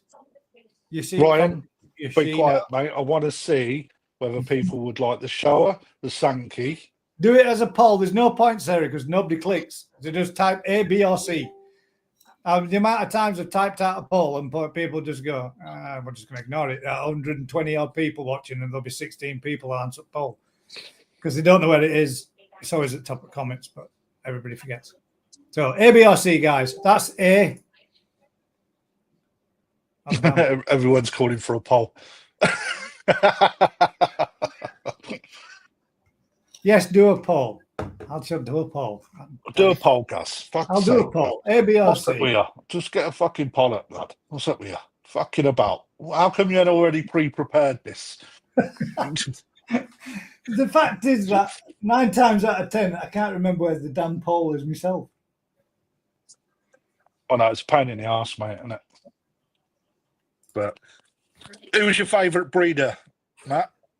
Your favourite experience, not breeder, your favourite experience out there. There we go. Keyboard. This is why I didn't want to do a poll. Yeah.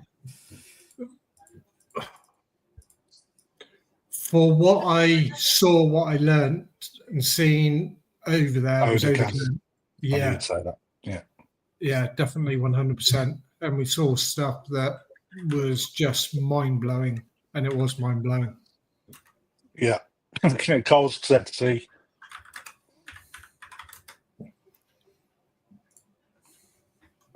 There's a lot of talk about Beppu koi for some reason.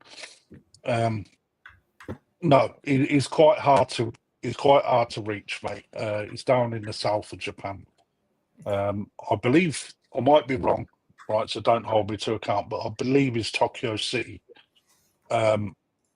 So he's not really around anyone, but his fish are fantastic, and he is of Sakai descent. So he uses a lot of Sakai blood in his stock.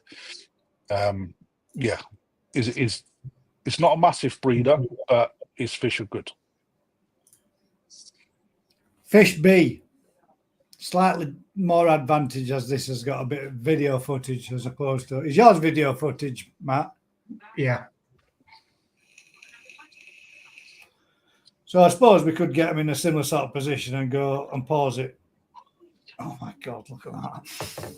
It's awesome, isn't it? That's You pure. can see the Dainichi blood in that, can't you? Can you imagine that at one of the shows? Oh, we've got one from Matt. It's not ready for showing. No, but even so, can you imagine it at the show? Well, yeah, in another year's time. Oh, unsupported. What the hell? Oh, is he sending you fucked up videos, mate? Yeah, he has. Hang about.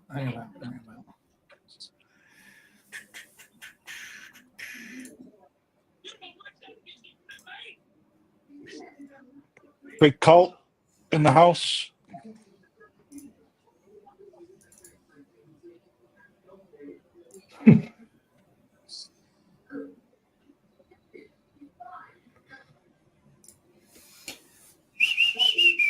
One second, Matt. You can't. You're trying to test me, aren't you? But we will make this video play.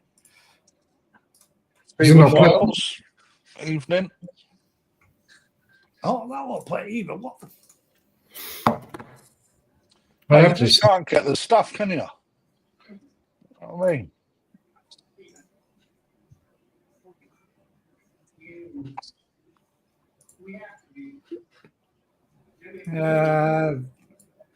Have to try harder than that, Matt. He's not playing. God damn, it's nice though. Why won't you play? Fuck you. I'd send it on WhatsApp. I know. It came through. I can't. WhatsApp's not connected. It's the file type, the format file type.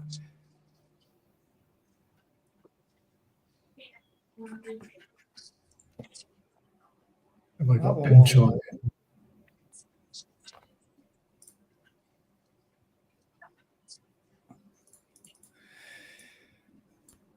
When you There you go. Have it as a picture, so it's fair then. Thank you. Is it going to turn around and say I need to download it again? There we go. Oh, fish C.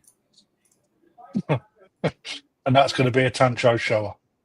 Sankey shower. Yeah. That head pattern is something else, man. Look at that. I knew exactly what fish you was going to choose. I think that was probably one of the biggest satisfactions of the trip out there. We went out to find that fish, and yeah, it was everything the customer wanted. I seen that the week before before you got there.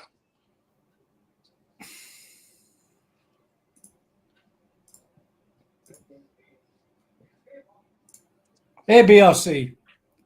A is the Sankey craft is this is B, or Matt's, which is C. Well, that's my Sankey. Which would you prefer? That is the question. A, B, or C? What did that say? No, don't say anything. Don't say anything, guys. I'm doing it for a reason.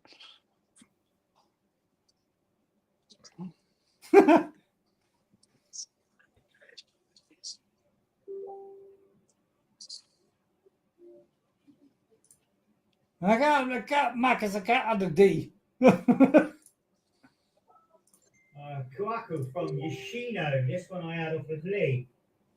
A little bit of Coochie Benny. How the hell is that playing? I didn't even click play. Real good belly quality throughout. What the fuck?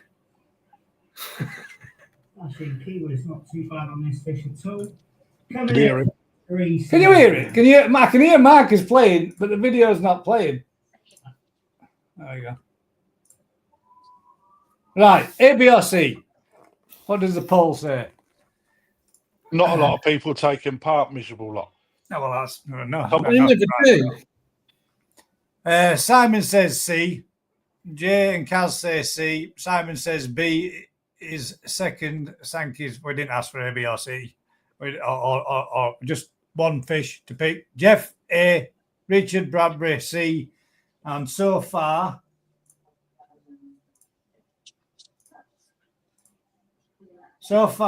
B has got it with 46% in the poll.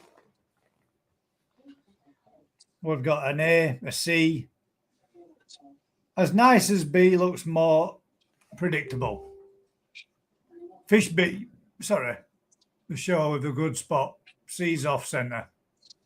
C closely followed by B. B for me, A. And the poll is saying 48% for B so far. Deep Sky, A. Mark, B. A for me. A lot more to develop.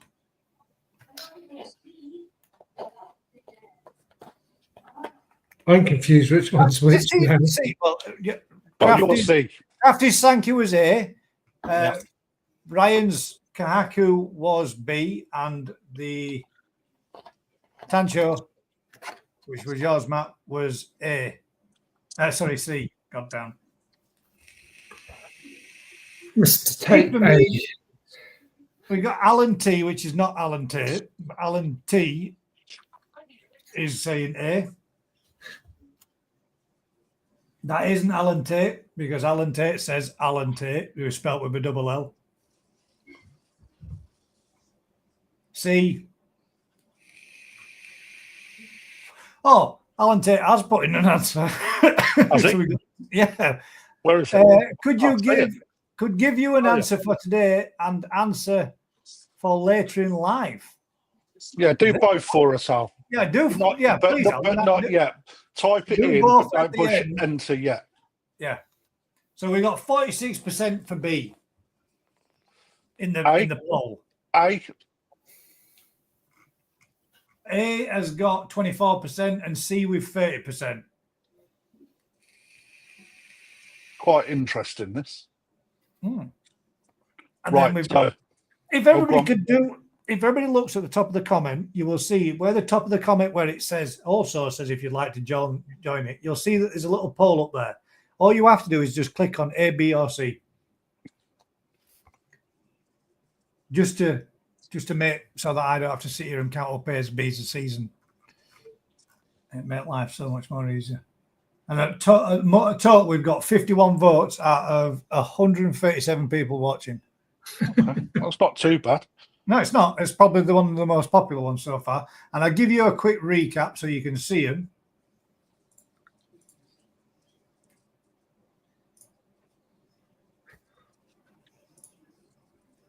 Right. We've got... That's not A. God damn it. That's A. Right. So we've got this one, which is A. So fish A.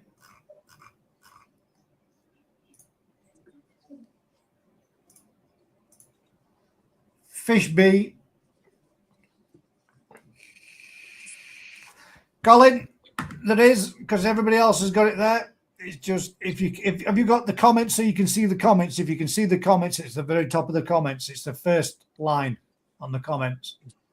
Can't be there for everybody else and not That there is for a you. fucking banging fish. It is. That is, It is fucking, I'd happily come second to that fish.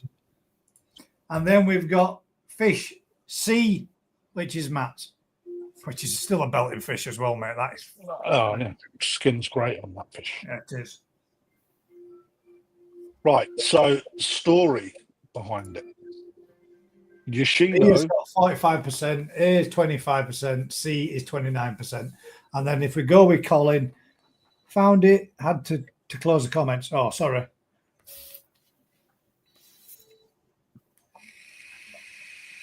Right. But So the Sankey was actually bought back from Yoshino by Ryan. So Ryan actually owned that Sankey, and Yoshino bought it back off of him.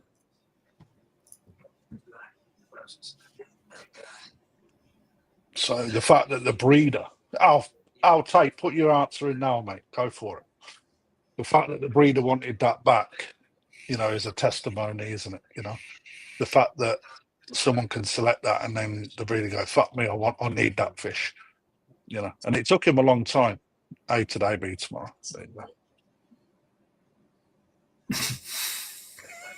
go. Sorry, I'm just reading his comments that he's putting through and chatting Right. around. Yeah. Right. You know. A today, B tomorrow. From Mr. Tate. So A was Alan's for today fish. Oh crap, wrong screen. So Alan's saying A for today, but B for tomorrow. Easily tomorrow, isn't it? The development in that fish. And man, C it's gonna would be for the insane. weekend then. Sorry. The fact that my point was at the fact that if you select a fish and the breeder wants it back, man, that in itself, Adrian, it's not so much what you know, mate. It's what you like. What At you the end like, of the day, yeah. all three of those fish are exceptionally good fish with good bodies, good profiles, good skin luster. Patterns are different on them all different types of fish. But if sees what you like, mate. At the end of the day, you're the one that's got to feed it, though. You're the one that's got to look after it. You're the one that's got to have it in your pond. So, I mean, to me, and they're all from so Ryan, it's clearly a good choice, mate. a professional. I'm right. C would be a very good choice. I would have had C. I would have had B. I'd have all three. Of course you would. I won't kick any of them out of bed for farting. And they're all from the same farm. All from the same farm. Are they really? Mm-hmm. Yeah. Yeah. So I was bought back by Yoshino. Ryan, when we was out there, I mean, we lifted it up in a net when I was out there, and that fish. Yeah, it does. Adrian. Insanely good, man. You have to purchase C now from Matt once it's finished at quarantine. He's already gone. Oh, it's already gone. Mm. Beautiful that though, isn't it?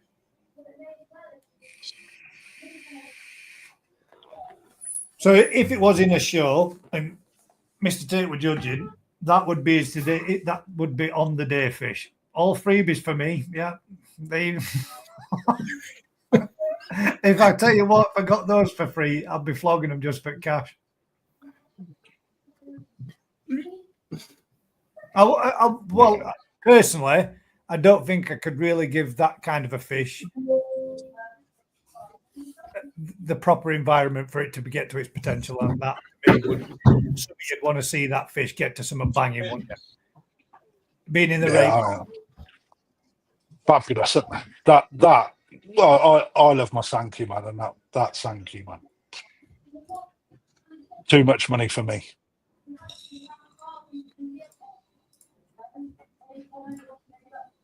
But when you see that in the flesh, that fish was standout. There was all pets. Oh, they were. In other words, he bought them for himself. Oh wow! Mm. But yeah, you can see where Alan's talking about there. The fish for tomorrow, because this has still got some more refining and some development to do, but will look an amazing fish when it's finished, won't it? Well, the pond that these were in, man, there was untold amount of amazing, yeah. fish, Don't get me an wrong. untold amount of fish that you could have just closed your eyes and played hook a duck. Whatever fish come out, you would have been super happy. Yeah. They were all absolutely banging. But that piece was standout. Every time it come up, So it's B like takes your it. eyes straight onto it.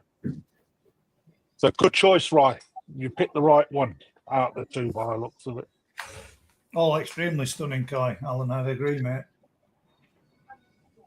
Crafty, how old was it Ryan purchased when? I don't know. How old was it Ryan purchased it? I don't know, Toast mate. I think it was a Tozai grow on. I thought it was As a toast cow. as well. I'm sure it was. I'm not certain, man. Brian will tell you anyway. He's in the chat.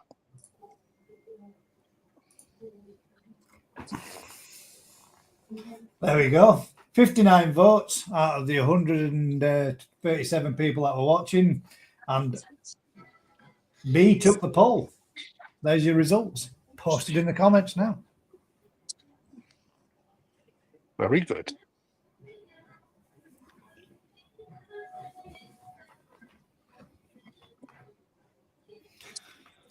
There we go.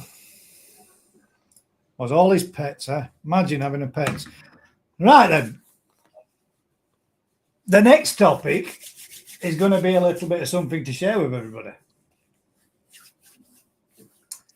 As a lot of you know, I have spent 9 days in Japan. On the run up to going to Japan, I was down at Exclusively Koi and I was giving them a bit of an hand. Went to Japan and enjoyed a fantastic trip where I was, well, all I can say is, guys, thanks very much. It was probably one of the most amazing things koi related I've ever done. To then come back from Japan with a couple of days rest and being giving Kev an assisting and helping to say thank you for everything that they've done. But things have progressed and things have changed somewhat. So I would like to, as I've told you all that I'd quite recently packed in my job and I'd quite recently hanged up my tool belt, so to speak, with the building trade. You're now looking at the latest member of Exclusively Koi, and I am now officially from March the 3rd will be my first official day that I will be now in the employment. I knew it.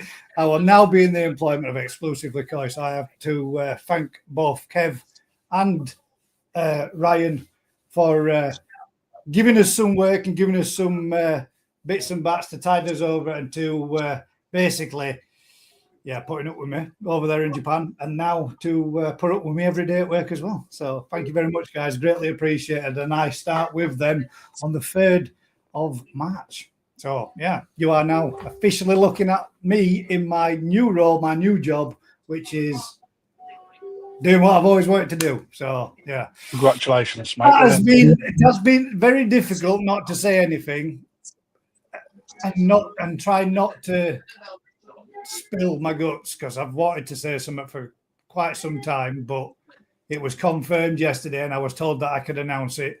And there you go, guys. I am now the latest member of Exclusively Koi. Well, Everybody. Buzzing, excited, looking forward. I'm pissed off for that, because that means I've lost my auction buddy. We'll see. But never mind. Congratulations, dude. I appreciate it, mate. Thank you very much. You know, that's well deserved, to be fair, mate. It gives me the opportunity to do a lot more within the koi industry, mate, and to be involved and learn more, and which is what I wanted to do going to Japan. What I felt I learned. Oh, absolutely, mate. Learned a lot in Japan. But being down there and being alongside Kev, which, mate, you're a star. I mean, you slightly made us take photographs of fish we didn't really need to take photographs this evening, but it was a good laugh at the end of it, regardless. I'll explain later on. But it was, it's been great to get down there and learn a little bit. And not just from Ryan and not just from from Kev, but from Andy, Ryan's dad as well. It's a lovely environment, and I've been made to feel very welcome, and it's been greatly appreciated, guys. So thank you very much. Well, I do know, speaking to Ryan, mate, as I often do, as you know, they've been super impressed with your work ethic and your graft. So That's nice to know. I can slack off a bit then. yeah, well, you're in now, mate. Fuck it. You know what I mean? That's it's too late now, and it's done deal. Let's have a quick look through these comments where we've got there. We've got Koi Boy says, sorry everyone late tonight. Match fish for me, lads and ladies. I think you might be able to make room for Dave says he might be able to make room for one. There we go. All the freebies for you guys. I hope. I wish. All stunning Koi. Gravedigger there with the first one. I knew it. Rob Foxy Fox. I knew it. I've had a lot of people, and I apologize, guys. I've not been trying to. At the time when I was being asked, I didn't know, and I wasn't working. I literally found out yesterday evening before I left. So I've been busting to be able to say something, but obviously not really. I wanted to do it here. I've informed everybody about things that were going on beforehand, so it felt kind of right. You've all been on this journey with me. You've all seen me be completely honest. It was a difficult transition from what I was doing work-wise and knowing I didn't want to do it anymore, but trying to find something that I do want to do. And as my wife says, you eat, breathe, and sleep them, so you might as well be working them as well. So I'm super happy. I feel more excited about the future to come than what I probably have done in any employment. And it's the future. It's what I've always wanted to do. So it's what I've always wanted to be involved in. And it just means, hopefully, koi shows. When I said earlier on, I will be at all the koi shows. I will, but you will see me in my work capacity as opposed to me being there recording. You'll see me as both. So we got congratulations to Happy from you, from Vicky. Thank you. Jigs, congratulations, mate. Thank you very much. Trevor, Alfred, congratulations, guys. Edward, that says congratulations. Anthony Shepherd, that says congrats. Congrats, guys. Well deserved. Thank you very much, mate. And I won't keep reading them up, so I'm just going to keep popping them all up. Thank you very much, guys, for everybody that has given us the support and been well. Look, guys, I'm going to be completely honest, right? If I haven't started doing YouTube and I hadn't got the support of people such as you guys watching, and this is genuine. If I hadn't have had the support of people to subscribe to my channel, to start doing a Thursday night live, to start meeting people like Crafty, like Matt, like Ryan, and everybody else that I have done, that is genuinely me now being able to do this and do it for a living is because of you. And that is the truth. If I hadn't got the support and people behind me, backing me, doing my channel, it would have never progressed to the direction that it's gone and me being able to get employment in it. So it's thanks to you all, really, rather than congratulations to me. It's thanks to you. So thank you very much, guys. All of you. Every individual one of you. Guys, I say in jest, but does that mean you don't need the free amigos now? Me, Rich, Crafty. Mate, this is GKP. This is me. This is my channel. This is not exclusively Koi. This is me. So I am always going to continue doing Gazza's Koi Pond. May I get content out of it? Yeah, possibly. Will I do? I don't know. I haven't even touched on that subject. So I haven't even gone down that line.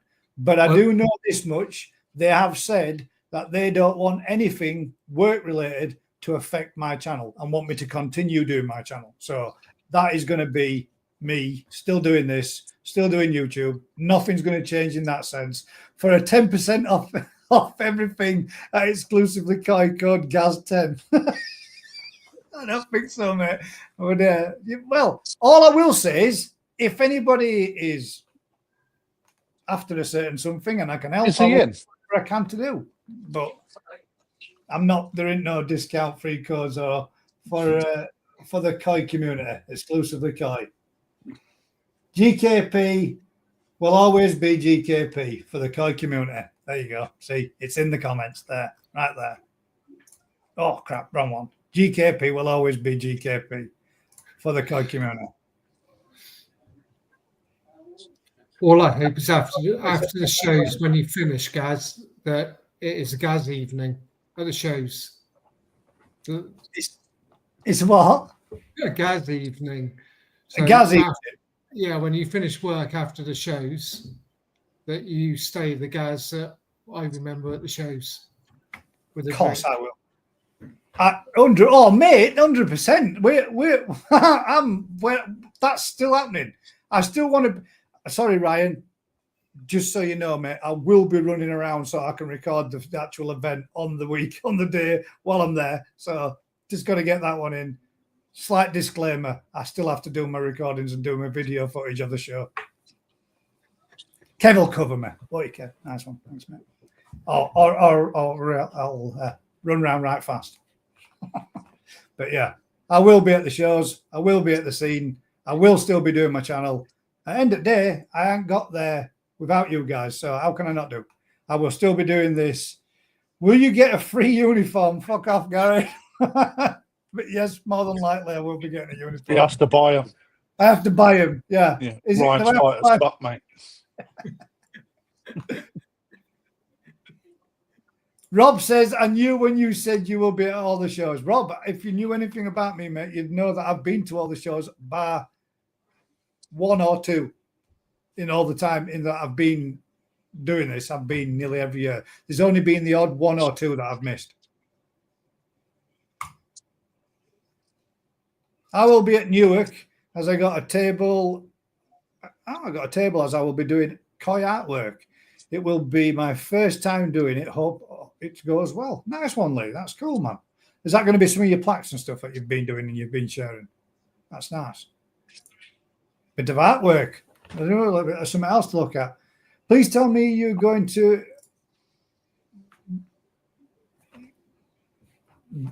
There you go. No, unfortunately not. Then understandable.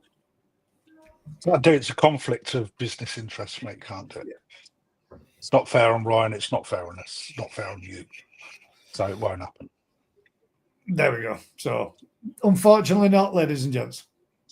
But it's understandable as well. That makes perfect sense.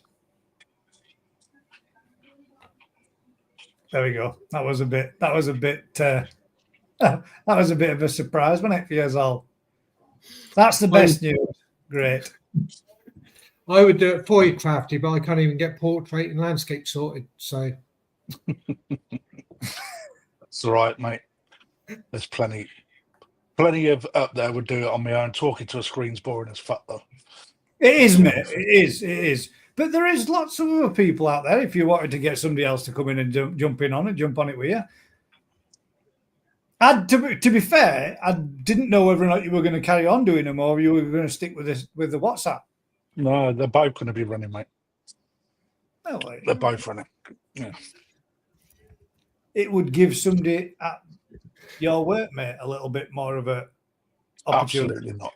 Absolutely not. You have to pay them, mate. And mate, I promise, as soon as R5 come, they want to go home. Do you know what I mean? They don't want to. They're not like me, live, breathe, shit it.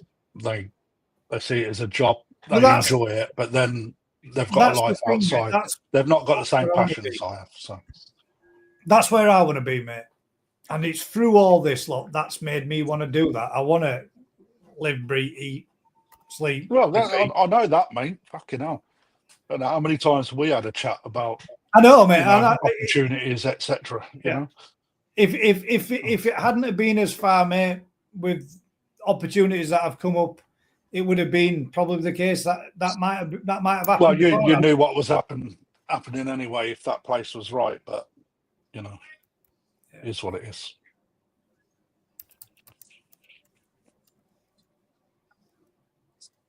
Joshua Hughes. Or would you be named as Joshua Hughes? I don't get it.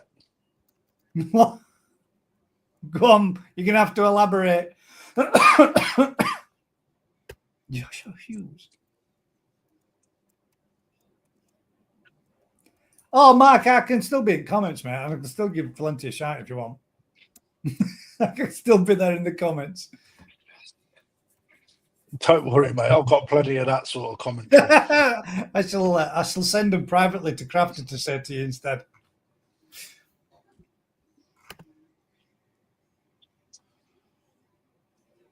Ryan would make a good delivery driver to Sheffield.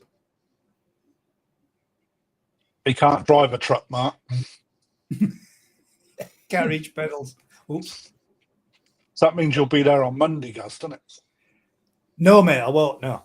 No. I don't officially start until the 3rd, and with our lass having her operation. Oh, right, yeah. I've been trying to do a little bit. She's had no, this is weird to explain.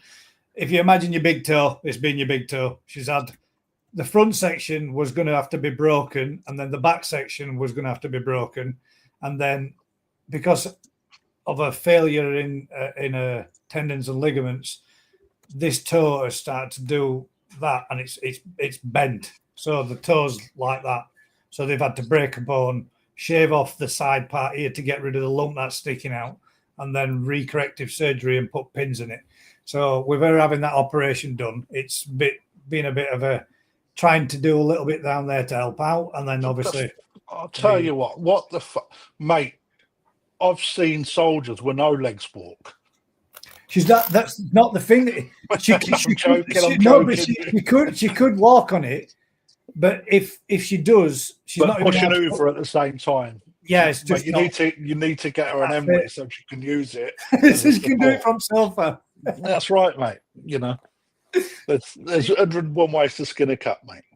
Yeah, she can put, as from tomorrow, she can put some weight bearing on her heel only, but she's not allowed to put weight down on a full flat foot because it'll move the pins and everything in her foot. So, but how's she getting a cup of tea tonight if you're on here?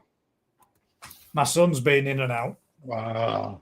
But you a cuppa though, is he? He needs to sort his son out. At the moment, she's got a big, massive bandage on her foot, and her foot looks like about this size. So, yeah, not being good. But yeah, it's trying to do so. They do the Friday, Saturday, Sunday, Monday, and I'll be there on Tuesday, Wednesday, Thursday, and then finish off the Friday, and then officially I'll be starting then on the 3rd. That's good, man. Exciting. I was supposed to be going up there tomorrow, but I ended up. I've got a medical appointment tomorrow afternoon, so I had to cancel it. Tomorrow morning, sorry. So I hope it's not serious, mate. I hope everything's. Oh, I think it's arthritis, mate, but we'll see what the doctor says. Is that from the weight of your wallet? It's not fucking, mate, having a laugh at you, mate. It's like butterflies or moths then over you, mate. You know what I mean? Which leads me to another thing. Actually, because of that schedule next week, there'll be no Thursday Night Live. So we're going to give you a choice. We could do another poll if you wanted, because that always has such fantastic results. Me and Crafty do it for you. Wednesday or Friday, which would be the choice. So you guys, which do you think? Should we? If we go Wednesday, we're technically going up against Coy Wholesale at the same time, which I don't really think is fair. So there's nobody that really does anything on a Friday, so we could do it on Friday night instead. And then I won't be in Friday, mate. I'll get my daughter on Friday soon. Oh shit! It don't matter. It don't matter. You carry on. I'll watch it. I'll listen to it from the car. I won't watch it because you're not allowed to, but I'll listen to it from the car. Friday for the live, says Sarah. Let me know what you think. Wednesday, Mark. That's savage. Straight in. Jigs, Wednesday.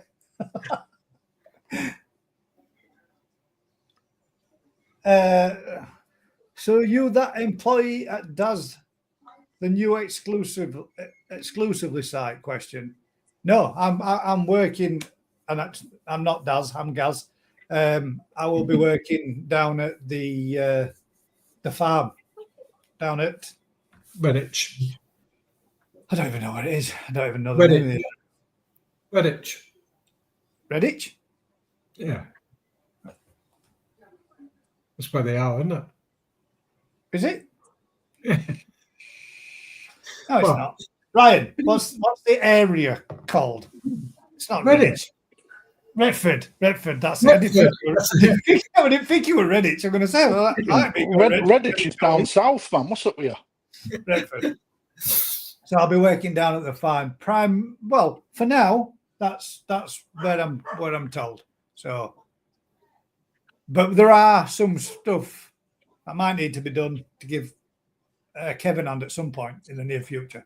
So yeah, it's going to be wherever I'm sent and to do wherever I've been asked to do. South Yorkshire. There we go.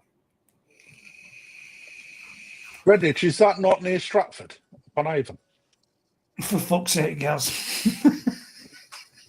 Wednesday. Do you want to, Matt? Do you really want to go up against? If we do Friday, we could have a beer. Do Wednesday. Wednesday's a bad day for me. Matt, you could have a beer every night a week. What are you talking about? Don't tell me I'm wrong. I was No, you're might not be wrong. wrong already. Friday. Wow, what do you do Friday? What is busy on your Friday schedule? What for me? Yeah, well, no, the other Matt, that side of you, the one that's mounted on wall. Ask him. What are we doing? Are you busy? Actually, if we talk about next week, Friday would be better. Because I'm Yeah, prepping next for- week.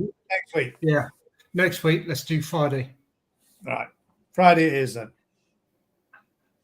We just got to remind me to let Rick know. Crafty can listen to us, or he can just come in as an audio. There's an idea. Audio crafter. And what? Nah. No, I won't. Yeah, just Not if just- you're driving, and especially if you're going to get your daughter, mate. It's family time, and family time comes No, before. it's not that, mate. I just after the last amount of shit that I got for being on in the car with you, because everyone knows the law better than people that know the law. Yeah, I'd just rather not open myself up to the Another. ridicule. Yeah, it's probably as well anyway, mate. It's probably as well.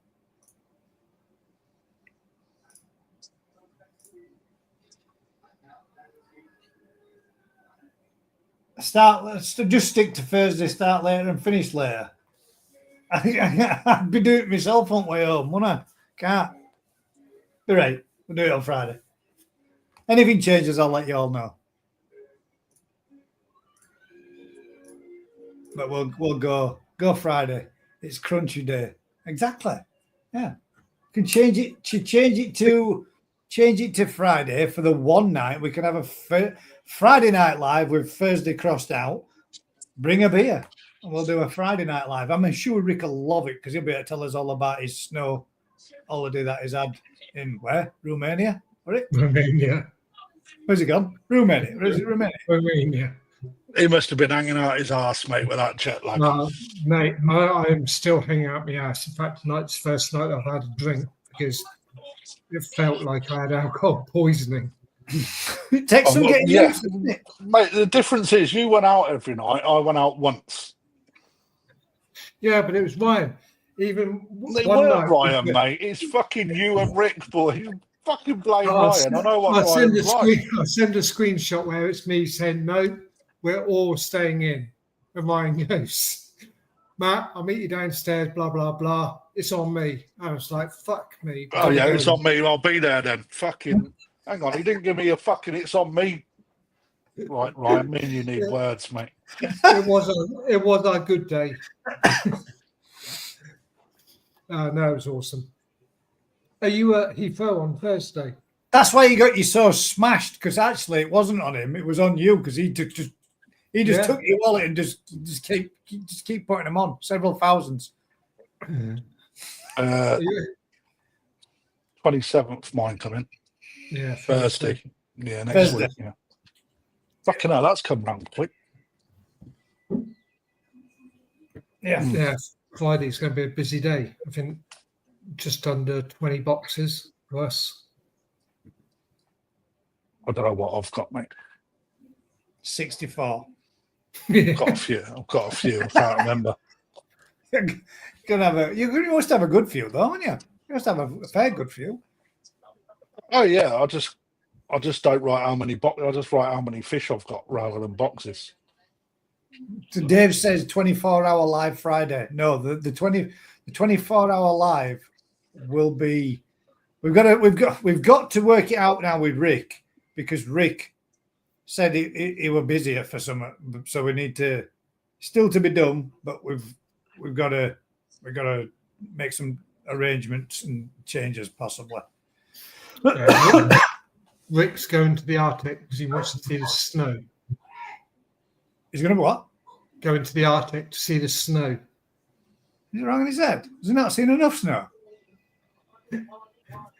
He was rattling off all the places Zoe wants to go this year, and it was like, fuck me. Yes, mate, we are 100% still doing the 24-hour charity event. 100%. Oh, and another one. While that just comes up there, Bubble and Fins UK have come up with a good idea. Before we go any further, there is lots of people that keep leaving little comments on Bubble and Fins' pond bills, saying that, didn't you go and help the GKP do his pond? Yes, she did. As did Aaron, as did Daz, as did Dave. Dave did a good old stretch. Vicky did a good old stretch, and Daz grafted like hell alongside all of us. And Vicky. And didn't Vicky beat Dave up? Yeah, and Vicky beat Dave up as well, obviously. Yeah, let's just put that bit out there. They all helped me, but unfortunately for me, when Vicky decided to do a pond build, it was because she was GKP Friday Night Live pub quiz. That's not a bad idea. We could do something like that. We could. Oh, shit, that's just like myself for some more work, isn't it? But yeah, she started doing the pond build while she was over there I was over in Japan. So obviously I couldn't get over there to be doing what we were to do. Now, initially, there was going to be me, Daz, and Vicky going to do it, and we're going to get a machine in, and we're going to do we're going to be a turnaround, hopefully, in a weekend event. Well, things have changed. Daz has gone his own way, so to speak, and no longer on the GKP anymore because he needs some whatever time. Reason. Yeah, for whatever reason. The reason's been he needs some time, and he needs to get back to what he needs to do. So that's all had to change. So that it then meant that, right, I'll still help you do the pond build, Vicky, but we'll have to dig it by hand. What we'll do is we'll wait till the end of winter as the ground's still soft as we get into spring, and we'll make a start and we'll dig it out and we'll get it cleared off, and me, you, and Paul can do it, and we can do it bit by bit, and we can come down. But Vicky, being Vicky, decided to get the shovel out and start digging. And obviously, I've been working. So I can't be there to do the same things, but I will be there, and I will be going down, and I will be taking part, and I will be getting involved in it. That's in the reflection on that. As soon as I can get there to give her an hand, I will do. But for all those people that keep saying, where's Gaz? Where are you? Where are you? Have you not seen how many jobs that we have done down there? We have built polytunnels. We have chopped down 15 plus trees. We have totally annihilated the garden with astroturf, rubber beads. We killed it to death. We've done all sorts, set fires going about half size of my goddamn house. We've done all sorts down there, as we did just the same down at Daz's. So we've all collectively worked together. She's just one of those women that you can't turn around and say, just wait. She won't wait. And I'm super proud of her for doing what she's done. And hats off to her for digging out and cracking on and doing as much as she has. Because there ain't many women that would go toe-to-toe with what she can do. That is for sure. So I say, good on you. Crack on. And I will be there to help as soon as I can. She is a machine. She proper is a machine. Not only is she digging it all out, she's wheelbarrowing it all out. And then she's doing it all and shifting it all. And yeah, Mick Lawson says there, and at mine, guys, you was there for me. We are. It's not a case of we've all done it. We've all chipped in together. We've all enjoyed it. We've all had good laughs, Mick. We was only talking about your pond build the other week, mate, and the laughs that we had while we were pond build when we did the retro bottom drains. Everything we've done as groups of friends and had fun doing it, and it's all been, part of the journey. And there's many more still to come. So, but yeah, there's no stopping a Vicky when she's going. She's doing, and there's no point me saying wait, because she ain't waiting. She's gonna go. Yeah, she's a very determined lady, and she wants to go out there and she wants to do it. She wants to make sure that she can actually do something like that. So she's got to do what she's got to do. Good on her for doing it. That's what I say. But all those that are saying, where's Gaz? I can only be in one place at once. I've got family life. And she does live like 230 odd miles from me. It's not like she's on the doorstep. And if it was a simple job where we weren't doing it with the machines, we could have smashed through it. But now it's more difficult because it's hand dug. So she knows where it's all going. But we will be. I will be there, and I will be giving her a hand. Yeah, she's done. I mean, it is your fault. 100% it is. She doesn't like to ask for help. I don't like putting on people when I know they've got other things to be doing. I'll get it done, Gaz. Has been down to mine plenty of times to help. I have. There's the bits that people don't know about as well, Vicky. But at the end of the day, we don't want to know. I will be coming and helping. So don't carry on digging it all out. And I have been saying to her every day, take your time. Do a little bit, knock it on head. Do a little bit, knock it on head. And document it all as you're going. People are enjoying watching it. If you haven't seen it, go check out Bubble and Fins and look at what she's doing. Because that's one mammoth task. I reckon she must have already shifted 10 ton, at least. That's a bloody big pond.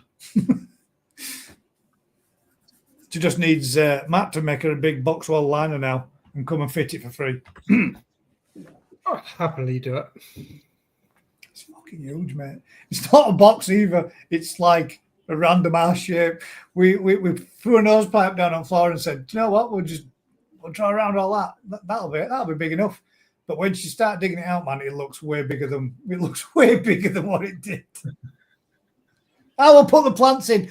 I'm actually going to make the whole filter system as well as not just to do. I will be going down to do the digging out, and I will be going down to give her an hand do that. But I will be going there to make the full filter system and finish off the shed and the hut and everything else. So there's loads to do. There's loads to do, man. Shit loads. And then there's still polytunnel after polytunnel after polytunnel to go in down there, and the orchard to get finished off and turned into what she wants to become her future koi farm to come. So there's loads to do. Absolutely loads. Ooh, what's these? Look at that.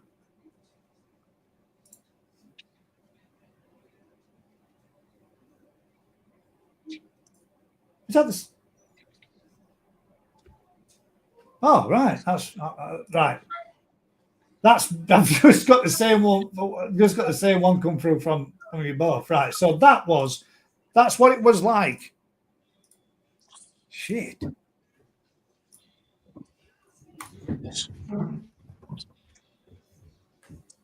26 foot by 18 foot by 4 foot deep. That's it at Chibinisai. No, Tosai. At Tosai, and that's In Nisai. February, and then Nisai in October. Okay, That's Ryan's. That was that Sankey that I was showing earlier. Look at the body stature on that in difference, man. Look at the Sumi development. Yeah. And the body, how the body opens up. And if you look at that Benny stretch behind the back of the head, how much more that now comes into the frame. Yeah. And also, because this is not hardly even visible. It's like it goes all the way around the head there, but now you can see the Saroji to the side of it. There you go. Yeah. There's a prime example of that. That's correct. Yeah. Well, and that's not even finished, is it? You know, when you put another year on that and that starts to happen even more, then more of that Benny will start to appear in the top of the fish. Look how you get these bigger areas that have dropped back to make more refined. Yeah, the zoom is refined up, tightened up a treat, especially in that streak of Benny on the left as well. Tigier may see it. become a little receded there, and two lines turn to one at that side.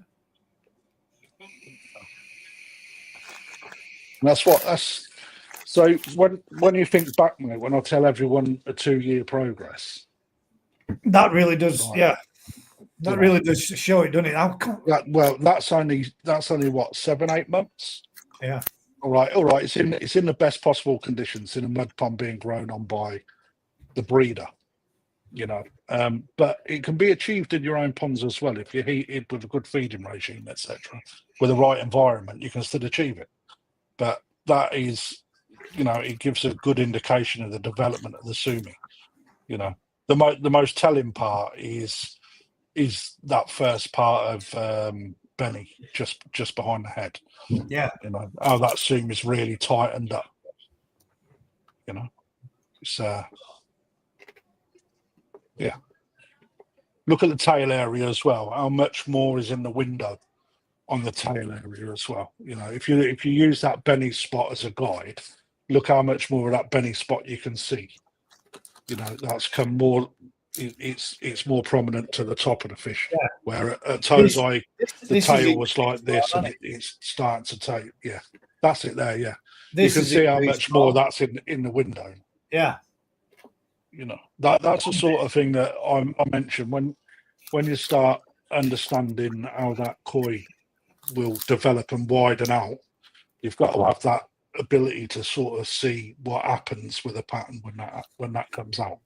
So when you start looking at big fish patterns, for example, that is what you have to sort of start to imagine what the pattern will look like when that fish gets bigger. How much more richer the Benny is though, as well. Yeah, development, mate, isn't it? You know. Peck's banging on that. Absolutely. Yeah, it's a nice fish. Very nice fish. Shouldn't have let that one go, right? You let that one go, mate.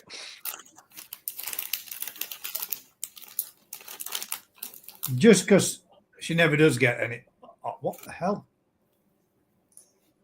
Just because she never does get this posted. There's Bubble and Finn's channel. Join she's near 1,000 now as well, isn't she? Yeah, she's getting up there. She's, and you know, just stop by, give a channel a watch, and have a look at a pond build that she's on with, and then you'll see just how much of what digging she's been doing. And not only has she been digging, she's been digging in like 6 inches of muddy clay as well, and still carried on going. Proper proud of you. They've done a great job. It is a nice pond, Alan. It's good. It's good. Hopefully, and there's a few people that have asked questions about the area that we were going to do, which is going to be a planted area. And what we're intending and doing is building that up across so that it will be an area that's separated off from the fish, and then the liner goes in, so that the fish could never get into there. It'll be at the same within, you know, this much of the surface of the garden area, so that it's backfilled with gravel, so that you can put some plants in there that'll be water-based plants that'll, you know, keep perennial ones that'll grow year in all year round, but also give her a bit of a bit of a backdrop, blocking out the filter house, so to speak, from the house down. So if you catch my drift, if you get what I mean. So it's not going to be anywhere where there's people that have said, you know, this gives a heron a place where they'll be able to sit and then attack the fish. Well, they won't, because the pond's going to be 4 foot deep. They're only going to be able to stand on what's gravel. Well, it will look like gravel, but it will be waterlogged gravel, so that it won't necessarily have anything to do with the pond, but it will be kept moisturized and damp with the filter and the pond returning the flows back through it and stuff. So. And we do like it moist. Yes. Can't beat moist cake, moist ponds, and a few other things. But we won't go there. Let's be honest, it's a stunning toe sign. It was a stunning toe sign. It's an even better knee sign now. And no doubt it's probably an even better sand sign. Hey, that's what it's all about. It's what it's always been about, Vic. It's always been a journey that we've all been a part of as a community. But yeah, go check her out, guys. Give her a sub. Right then. Anybody else got any topics or anything else they would like to talk about this evening? Have you got anything you would like to talk about, gentlemen? No, nothing from me, dude. Oh, Lebo says he just picked up this over the weekend. Well, I'll have a quick look at it. And I believe you got this from George at Wakefield Coy. A little Hiyatsure. Saying little. It's probably not that little. Looks 35-ish. Lebo's got a water shortage.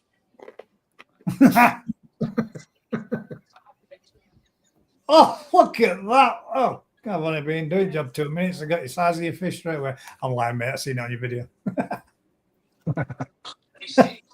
Sneaky. I think you're right. 100%. Definitely. She would only have to let one of them out and it won't be out. It won't be in garden again. But there you go. There's Lebo's new Hiyatsure. Nice step pattern, mate.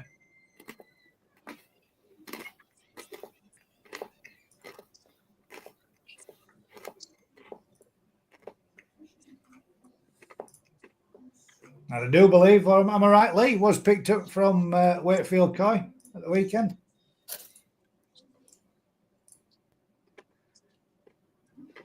Anybody got any comments? Anybody want to talk about this evening?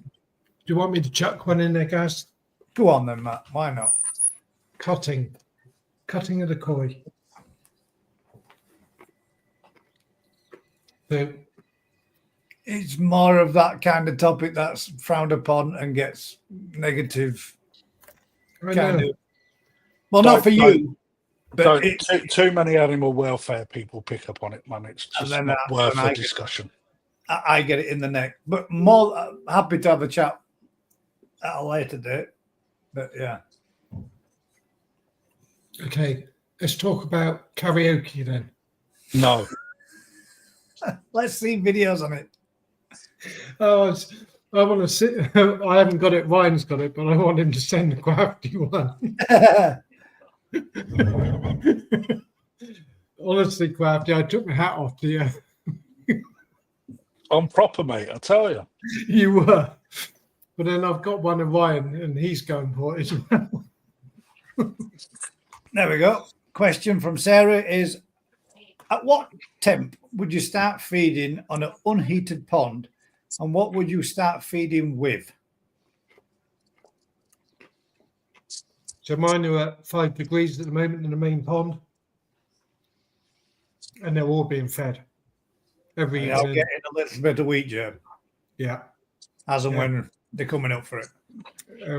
in my eyes, my theory is you're going to do more damage if they're looking for the food, not to have anything in the stomach whatsoever, to having something is. Kind of have stomachs. Hey? Figure of speech. I had to do it. Sorry, as you were. What you got to remember? Digestive tract. What you got to remember is that a fish's metabolism works different at different temperatures of the water, right? So you've got to look at what food you're using, because it's really important for digestion on a koi to be able to pass the food from mouth to backside in I think it's 48-hour window without looking at it. All right, so it takes that amount of time to go from there through to there and to digestion, basically. So if you're using a high protein in cold water, it's a harder food for the fish to break down. So therefore, it will sit in the digestive tract a lot longer. And to everybody's seen what a pellet does if it sits at the side of a pond and don't get moved and don't get Swells eaten. up. It swells up, starts going fucking furry, right? And it becomes poisonous, right? So what you've got to remember is that you're feeding the right food to prevent that swelling and that poison from hitting the gut of your fish, basically. Okay, so so the reason why wheat germ is used is not because it's anything other than it's not nutritional. It's got quite a lot of fat in it, but it's very easily digested, which is why you switch to a wheat germ food in the colder temperatures. So the answer to your question, Sarah, is it's not so much what you're going to use. You need to know what food to use at what temperature. So that is the food that you use based on what temperature of your water it is. The other thing that you got to think about is the filter is also a living thing, as people should know. If they don't, then the beneficial bacteria is the crucial part of, or in my opinion, the most crucial part of your filtration system after the solids are taken out and what it achieves. In colder weather, that beneficial bacteria doesn't germinate. So, or not to an extent where if you was to feed a lot of food, then actually you're ending up poisoning your water because your moving bed filter doesn't do the job that it should because it's overwhelmed by the bad stuff. So all you're simply doing is adding to that. And normally what would happen is in a warmer temperature, your bacteria will grow. It would then combat the bad bacteria. That's the best way of putting it. I always like to explain it as two armies. All right. The bad bacteria, the good bacteria combat each other. But as long as there's enough good bacteria, the bad bacteria will never get through. That's the best way of looking at it. However, if you feed too much and your filtration system isn't up to it, then the bad bacteria will outdo the good bacteria because it's got no way of growing and growing and growing to defeat what's coming in. So all that you'll simply do is constantly multiply the bad, which will then poison your water and then affect your fish. Okay, so think of temperatures more than anything. Yeah, 10 degrees and above. Stay pulled can be fed down to 5 degrees from Sakai Kara. But it does stipulate on that. Balance, sorry, yeah, on balance. But it does stipulate that only in small amounts. And that's why everybody struggles during the spring period because obviously they're good bacteria this side, as Crafty saying. Just start weighing it in. Yeah, they overfeed. You've got to wake your filter up, haven't you? You know, you've really got to. It's when your water tests become in my when you're new to the hobby and you're not really monitoring it like consciously. You know, your fish will eat and fucking eat because they're greedy. But you're not doing yourself any justice by constantly feeding them. You've got to. It's like waking a new pond up with cold water. So anything you've got to feed small and then build that up in order for your filters to actually catch up. And then that'll bring us into, I've got nitrite spikes, ammonia spikes, etc. And then you stop feeding, and then there's not enough food for the good bacteria to develop. So all you simply do is come off, and then you'll go in again, and you'll come off. You stabilise your feeding regime, so your good bacteria can then colonise and then combat your ammonia and nitrate. Yeah. Sorry, I waffled. No, you didn't waffle at all, mate. I think that's a lot of times people. In fact, I'll be honest. Back when I first started, was something that I did until you look into it a lot more. And a lot of people say that wheat germ is high in protein, and it is.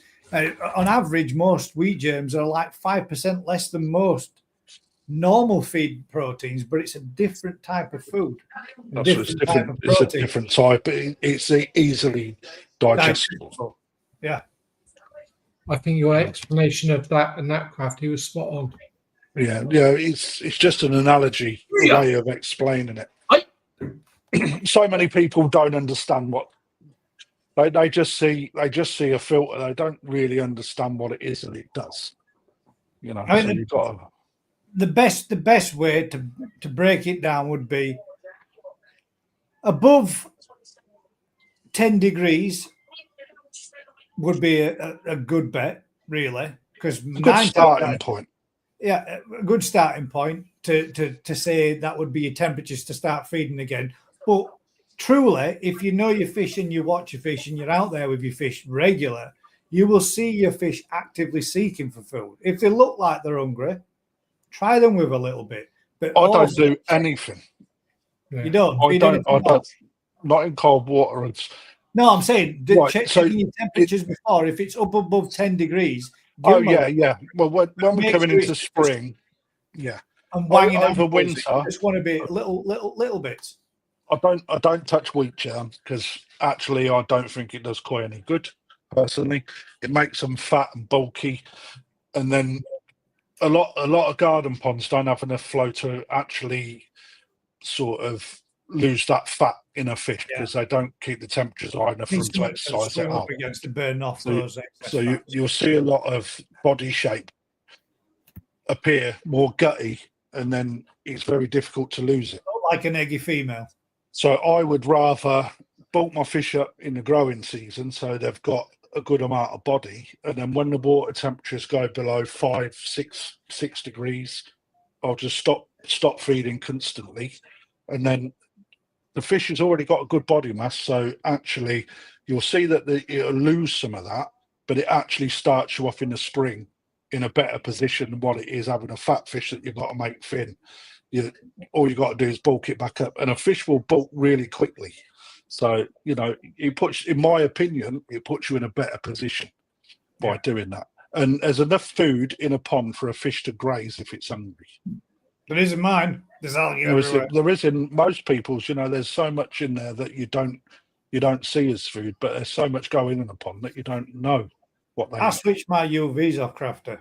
That's the first time I've knocked them off, but I thought, you know what, we'll switch them both off. That way, then we might be saving a little bit.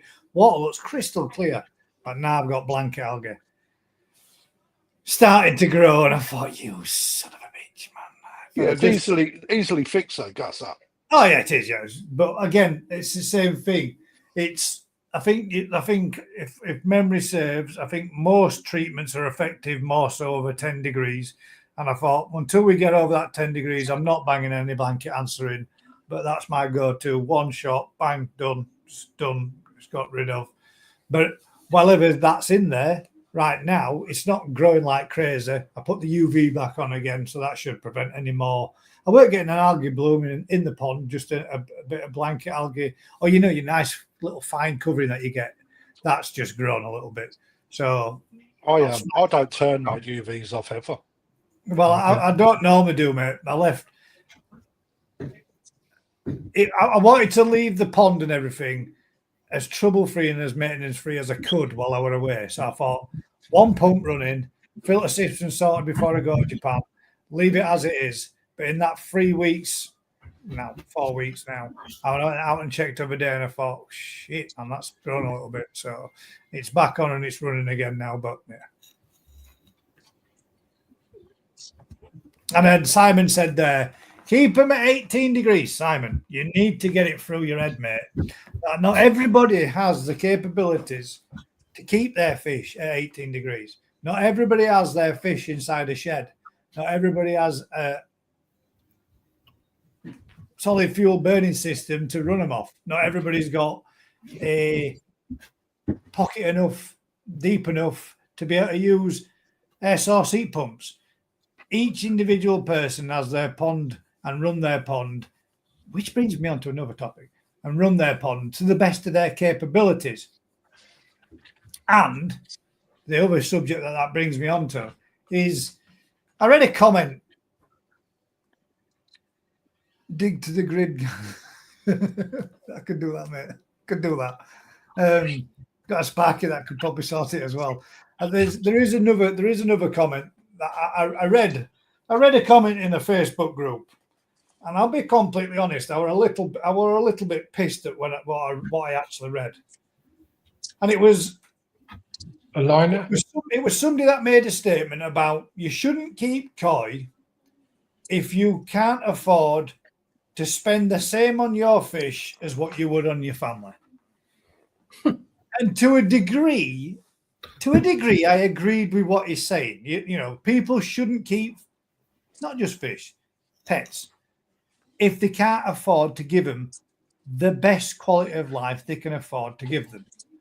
But does that mean that just because you What? can't keep koi What's it? What like a top level show person would do, you shouldn't have koi? Is there a point at where keeping koi should have a salary bracket to it? Because in my eyes, I've never heard so much shit in my life, and I don't think it's true. 9 times out of 10, most problems. I don't think it really fucking matters, Gaz, what anybody thinks, mate. If I'm perfectly honest, it's no one's fucking business how you spend your money.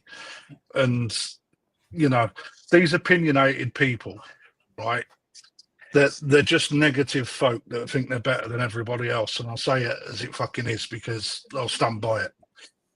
You know, if you want to keep koi and feed them fucking cornflakes, what business is it of anybody's other than your own? Exactly, mate. And that was a bit that annoyed me a bit. It was somebody making out like he was a very wealthy person. Yeah, I've seen it. I've seen it. Back several years and years ago, it was predominantly a hobby for the elite. And I don't personally think it is or it should be. And I personally think that as long as you're not neglecting the fish and as long as your fish aren't suffering for it, I think everybody should be entitled to keep pets, animals. But not all of us can afford to put a bionic leg in a dog. And some of us might have to turn around and make that decision and say, you know what, let's have the leg amputated instead. Or they might have to turn around and say, it's too damned expensive for me to spend £7,500 having a bionic leg put in on my dog. I will have the dog put to sleep. That's their choice. Like that, mate. I'll tape it to a skateboard. Fucking wheel it about. I mean, but you could basically say, Crafty, that 8 out of 10 times most problems in people's ponds are down to human neglect. Look, mate. A majority of the time, yeah, more than 9 times out of 10, 9.5 times out of 10. And it's through bad husbandry. Yeah, that's the time. That's the better word. Yeah, bad husbandry. Right, because let's face it, when we all start in this hobby, we all kill fish for fucking fun. When you look back, because you can't stop putting fish in your pond because you get that addicted to it. That you want the next one, you want another one, and it's great to have a fucking fish pond full of fish, and then you realise your filters aren't. Is it neglect or is it not? Is it neglect or is it naivety? Because I would say that might be a better word, Matt. That might be a better way of looking at it. Naivety, not looking into it, not doing enough research, not actually looking to see if what you're doing, as Crafty was saying there, yeah, you fill your pond with 30 fish, 40 fish, and you think, ooh, shit, now I've got problems because my filter's not capable of doing what I'm doing. So I've overstretched it, I've overpushed it, and now my fish are suffering because of it. Yeah, and you know, when it comes to keeping fish and comes to keeping a dog, right, it's completely different because it is. Just think about it. Yeah, keeping a dog, right, it lives in the same environment we do. But they still require the same level of. I mean, right. When a dog has a shit in your garden, guys, you know you've got to go and clean it up. Otherwise, exactly. You're still going to do your husbandry for your dog. Still needs to be watered. Absolutely. Still needs to be fed. Still needs to go to vet. Still needs to be. You think, right? You throw a fish in a puddle, right? You don't think of the toilet because it doesn't ever affect you. Yeah, exactly. Yeah, so it's completely different. It's a completely different mindset, and then you start getting problems, and that's when you start learning about actually what fish keeping's all about. You know, it's and you can and everyone can say, oh, you should do your research. Well, actually, people generally do their research when they start realizing they've spent 50 quid on what they believe to be an expensive fish. Yeah. Right. And then they've just lost it within a few weeks because the filtration's not, or they've got no filtration. And I say that knowing that people come into the shop saying, "Oh yeah, well, I've only got this." Hang on a minute, that's just a fucking fountain. It's just a water fountain. You've It's got not no gonna do it. filtration. What's getting rid of all the fish waste, fish pools, ammonia, nitrite, nitrate, everything else that's in there? You've literally just aerating your pond Exactly. to a minimal amount. That is naivety, not neglect, though, isn't it? It is naivety because you know Yeah, you don't. you're The right. knowledge that you've got to keep in a Sure. fish is going to be nowhere near what it's going to be keeping a dog, because we're brought up with dogs. You introduce yourself to fish, and unless you've got someone to teach you as you grow up, you move into an entity that you know nothing about. Yeah.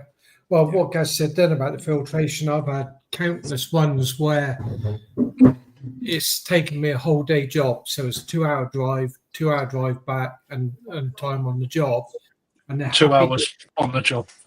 Yeah, and they're happy to pay that fee.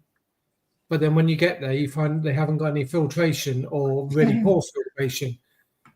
So it's Or the filtration's not been touched for 12 months, and it's like a fucking like a syrup tank, But which apparently is gold. When you look at a certain YouTuber's video, it's amber nectar. Fucking idiot. Education, you're right, Jonathan. But the bit that really, I mean, I put a comment on it, my comment got removed. And then I explained my reasons behind it. Then the whole post got removed, which I'm glad the gentleman did, because basically it was saying to me that unless you got lots of this, you shouldn't be keeping koi. So keep goldfish instead. To say that goldfish don't need the same level of treatment, care, or maintenance, filtration, pond, water clarity, water, parameters being cock on, they all need it. And then somebody else in the comments had put down and said, yeah, so get a rabbit instead. Well, does the rabbit not need food? Does the rabbit not need to get out? Does the rabbit not need exercise? Does the rabbit not need its teeth trimming? Every animal that you take on and you bring on needs to have a level of care. And that level of care should be the best you should be able to give it. But I don't believe in this day and age that people should be looking down the nose at other people because they've not got what you've got. And it's the same in my principle for me. It's the same with those people that go, well, keep your fish at 18 degrees. I can't fucking afford to. So I keep fish at the ambient temperatures that I get outside. And I keep them at that because that's what I can afford to do. But I'm glad you said keep them. Yeah. Well, Instead of grow them. Well, yeah. I'm sorry, man. No, it's true though, Captain. It's true. No, we all keep. When I the turn one around, saying that pisses me off, Gaz, more than anything, is that we keep water. We don't keep koi. It's a load of bollocks, man. We keep fish in water. Yes. We keep fish. We keep koi. We've got to look after your fish. I mean, it's all right saying we keep water. What happens if your fish are riddled in parasites? Then we just treat the water and bollocks to the fish. They've got cost you 3 weeks, 4 weeks, 5 weeks. They're dead. And that's because you're keeping water and you're not treating your parasites on your fish. Yeah. It's just the stuff like that. That's one thing that really grinds my gears. And I thought now with how far we've moved forward and how far social media has brought people together, that this kind of thing would have eradicated its ugly ass head. Do you want me to tell you? Right. Goodbye. I started into the right. I kept koi long before I went onto YouTube. All right. Although be it they weren't big koi, I still kept koi and I had an interest in koi. Right. Again, living within the means. All right. It's only since like kids moved out and I had a bit more money that I built my big pond. Right. And that's when YouTube sort of come about. And my daughter said, you should do that, because some of these idiots you watch are boring. Right. And I said, right. And I just made it for her, just for a crack. But then it turned into something like yours has, Gus. Right. Simple as that. Right. But truth be known, all right, I used to keep a banging koi pond with just just a black box, On a shoe, you on a know, shoestring. with regular maintenance, like daily cleaning, right? That the water was the best it ever looked. And someone put in the comments that some of the, I think it was Jonathan actually, and I couldn't agree more that you can keep some people can keep a koi pond with a black box better than what some of the big people like, because they haven't got the knowledge. They just throw it all in and Crafty, crack we've on. all been there. We've all been to Japan. All those systems that they were keeping all those fish on are the simplest systems going. And as Dave's just said there, Rick has proved it time and time again. Rick and others. But we can't. It doesn't have we to be can't. singing and dancing expensive. It doesn't. As long as you're prepared to put in the hard work, the dedication, and the husbandry alongside it, it's fine. We can't compare our garden ponds to what they do in Japan. No, You I mean, can't the do it. simplicity of it. It's simple. Oh isn't it? yeah.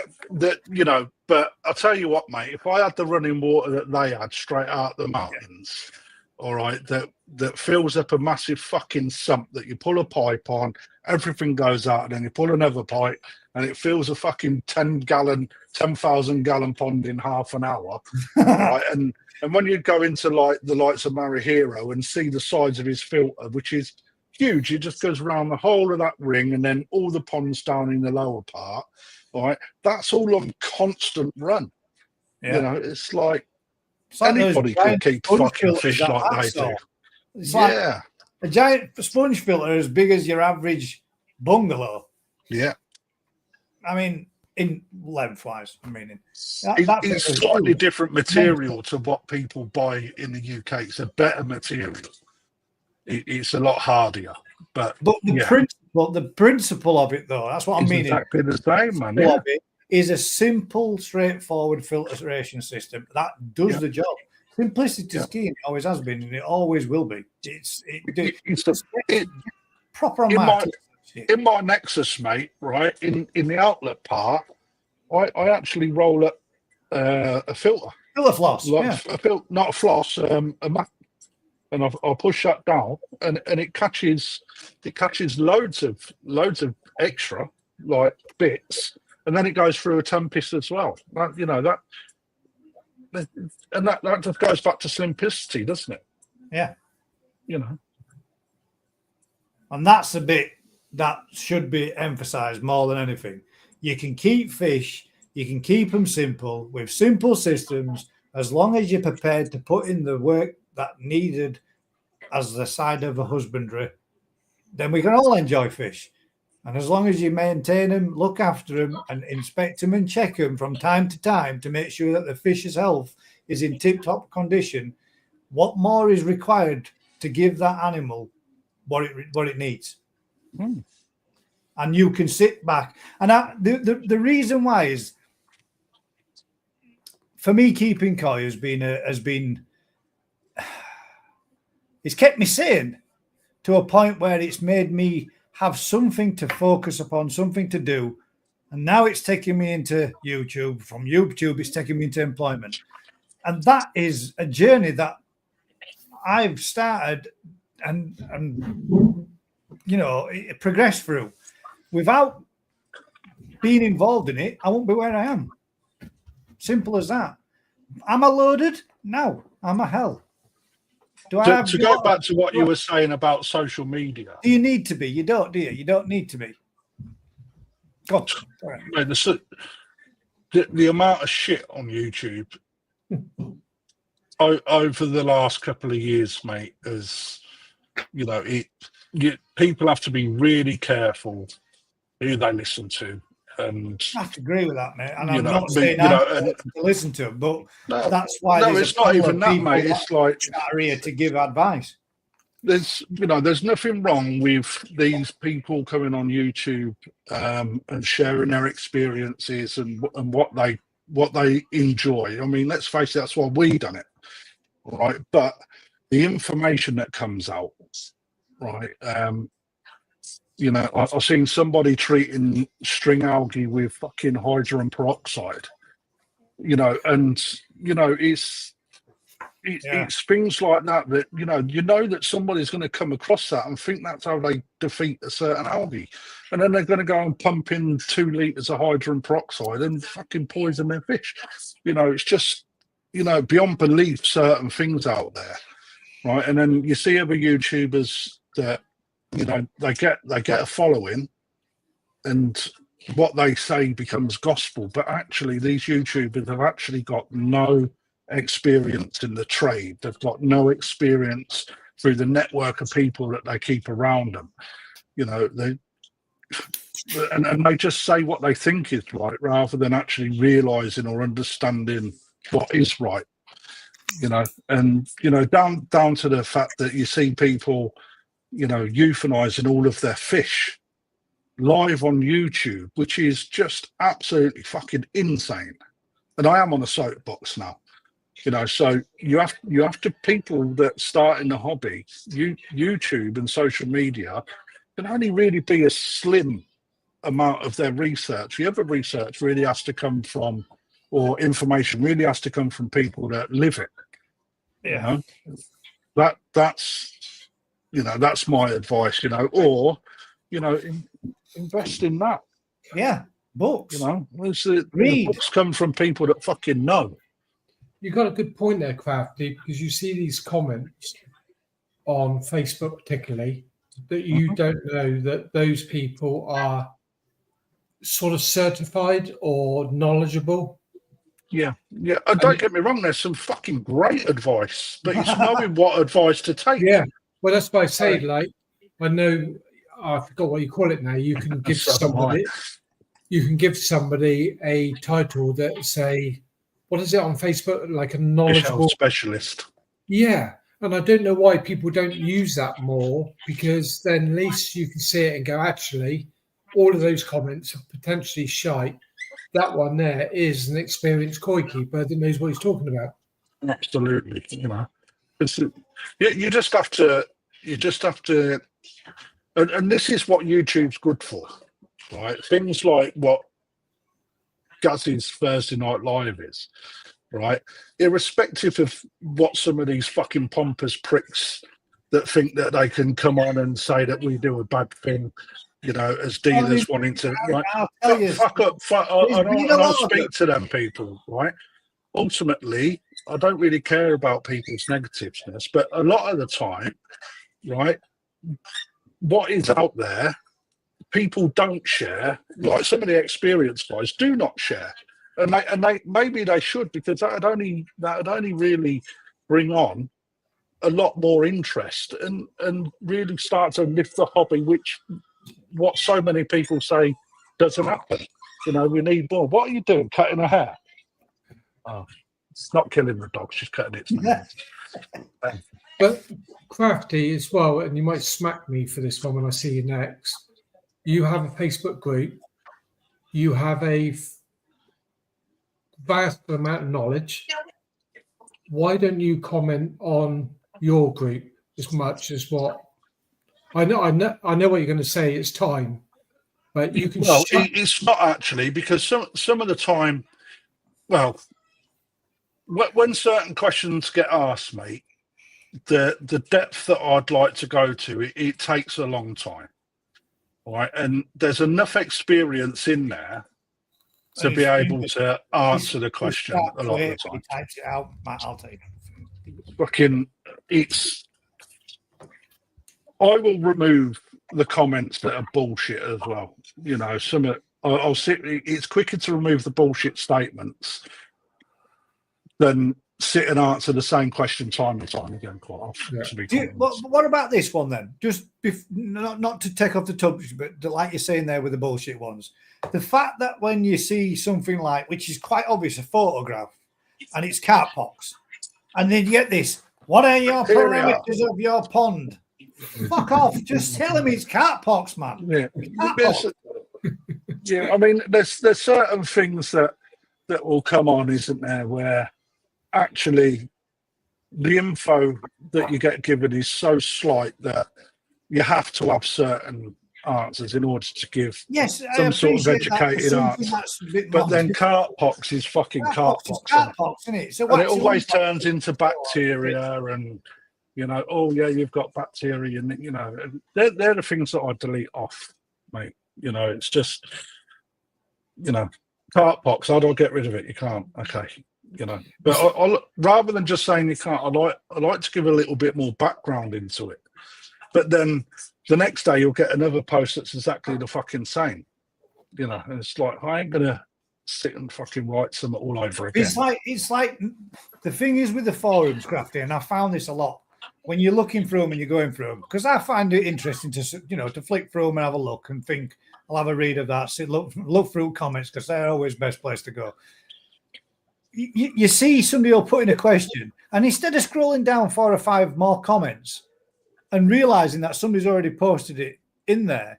I mean, the biggest one is when you see like a question that's so relatively simple and you think it must have took you 40 minutes at least to type all that out, but yet you could have just asked Google the same question and then done a little bit of reading and found out yourself.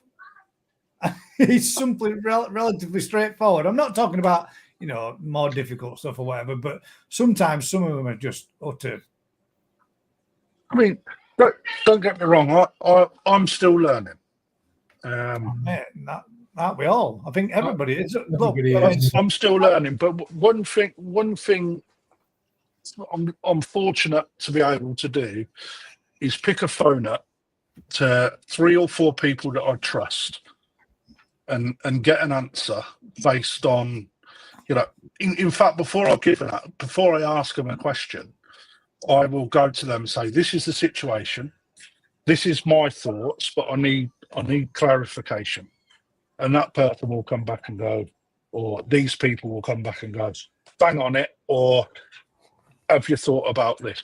And how many times have we said that on this live? There is a panel of people that have been on here. All the guests.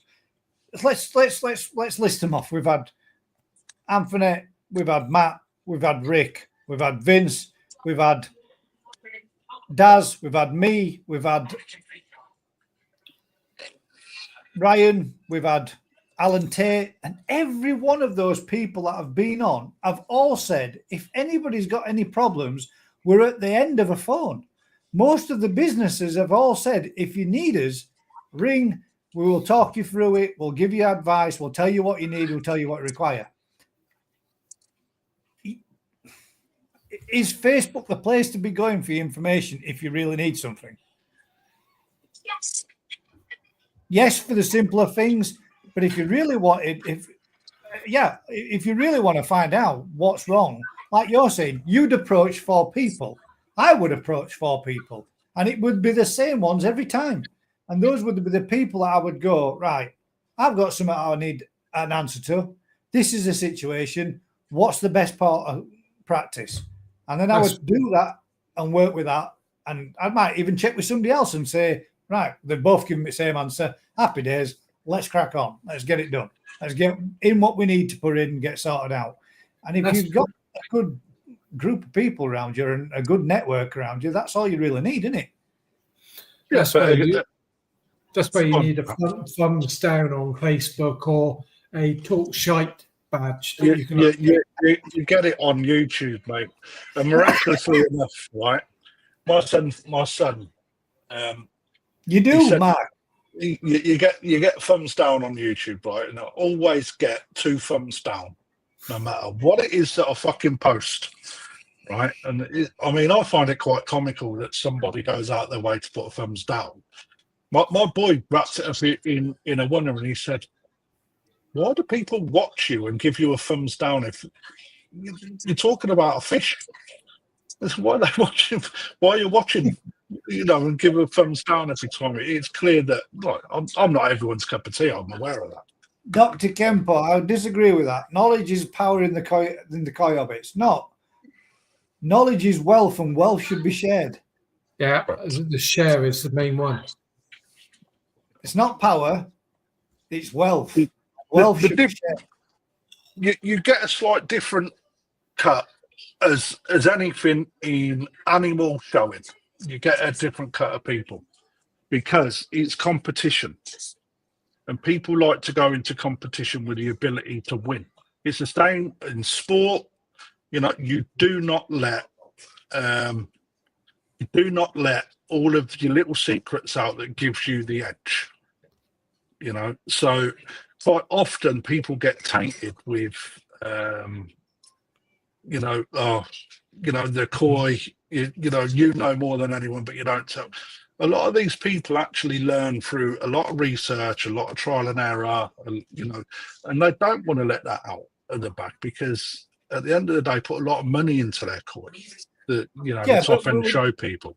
We're talking. But when it comes to keeping fish, that's when it comes to keep, it's a completely different subject, and actually, everyone should help everybody. Yeah. I'm not talking about a top koi show person going, "Oh yeah, guys, this is all the knowledge that I've got. You go out there and do it." So I've got a bit of competition. He needs to stay on the edge of on the the top edge of his platform, doesn't he? He needs to make sure that he's one step ahead. That's slightly different. That's how the Super Bowl's won, isn't it? Exactly. That extra play in the bank that if you went out and everybody spilt all what they were doing, then everybody would be doing it, and all the fish would be the same, wouldn't they? Then there wouldn't be that level of competition. Competition's totally different.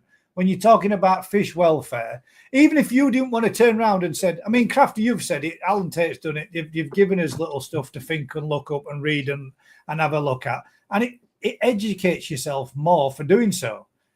But then you get other people that, they go out there and copy your format, do what you're doing, stick it out there, badmouth you indirectly, and then kind of make out like what you're doing is inferior to what they're doing. Well, I say to you, gentlemen, I say to you, imitation is the highest form of flattery. So thank you very much.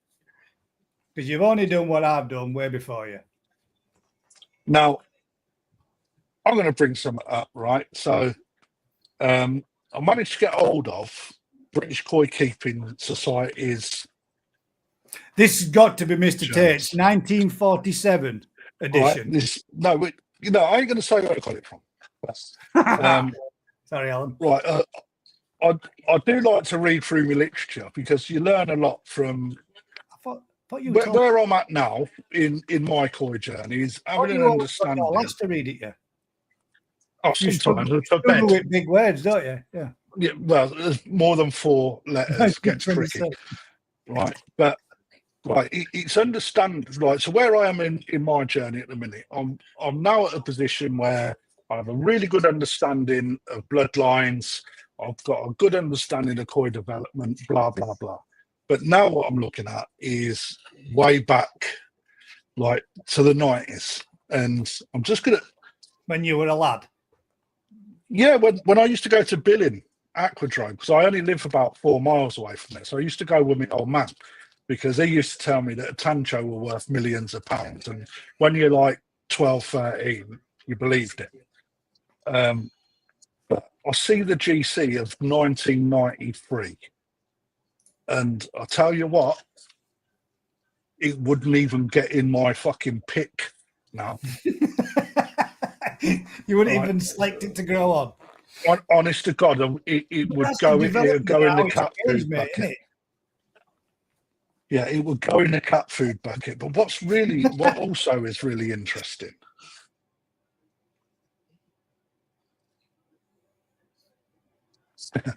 What is really interesting is the development. Sneaky giggle, Lev. Yeah, it's the boss. He's doing me head in tonight. I ain't gonna lie. He must have messaged me about 50 times. He knows I'm busy. Yeah. Little things like this. This is what I wish we could get back to. Look, koi water barn, look, in the 90s. It's. And having a journal, I'm trying to find this. Is it actually a barn then? I don't know, mate. It's like, look, fucking brilliant, mate. You don't get shit like this now. And Yeah, mate. It's everything, and the amount of clubs back in the 90s, right? It's fucking insane. South Wales That's where I'd section, like to see Worthing it and go back District to, section, Crampy. I'd like Central to see section. I'd like to see the 30 odd koi shows a year. I'd like to see the clubs all coming back. I'd like to see the communities all getting together. I'd like to see people enjoying keeping That- koi on all levels. Guys, I'll tell you now, mate. It will never ever happen I know again. what, mate. I know it's And the reason being is merely down to the way that our fucking world turns now. Right, everything costs so much money to put together that it's just not the same as it used to be. Yeah, but And- the clubs used to be based on people getting together to share their knowledge. Now we don't need to share our knowledge because we got all the things like Facebook and YouTube and all the rest of it. That's why the clubs have failed. Not the shows, but the clubs. Right. For example, right, this fish here, right, is a size 2, so baby champion, right? That would not appear. The body in that is It looks like absolutely a fucking sperm. hideous. It's like a fucking tadpole, right? So it's just looking at where they've come from to where they are now, right? It's having that full understanding. That's the bit that I'm at the minute, and it's just insane. But when you look through, the amount of sections there are, it's literally for every district there was a club, and that's why you could go weekend to weekend to weekend, show to show to show to show to show, But now it just can't happen. Absolutely can't happen. Look, every activity is exactly the same. So pigeon racing used to be the same. Everybody used to get together. Matt, that's damn nearly died out, hasn't it? Exactly. The gliding club, exactly the same. Marquis Gliding Club, which used to be local, they used to have a meeting every 2 weeks. Now they have one once a year, but they still have the club because they have the forum. So they can get on there and they can actually ask the questions rather than having to wait until next Friday when we're going to get together in the local pub and I'll ask a question there. And that's the answer to it, Matt. Bring down the price of a pint. We'll get people back in the local pub. Clubs will get back together. We can all talk koi over several and stagger home together at the end of the evening. Exactly. Yeah, and we can do karaoke on the way. Yes. Or scrape his shins on. Actually doing the rapping, not present rapping. We've got a question there from Lebo who's put in, question, how long can a pond go without a filter? As I need to take it off the pond, as I need to do concrete base to build the filter house for my filters as they don't have room for it, as it will be in the way. As it will all be in the way. Sorry. Sounded like a right idiot reading that out. Basically, how long can you go? Can his pond go without a filter? He's going to do a concrete base for his filter house, and everything's in way. So he's going to have to take his filter system off. Well, 24 hours for your concrete base, mate, for it to be green. By which I mean, if you rubbed it with your finger or rubbed it with your boot, it would make a mark on it. 48 hours, it's definitely hard enough to walk on. Your fish will probably go fine 48 hours without a filtration. No feed, drop them off for food for a couple of weeks before, and they definitely will, because my fish did in my garden pond, just aeration, no filter for 4 days. You've got to be very careful, Gus.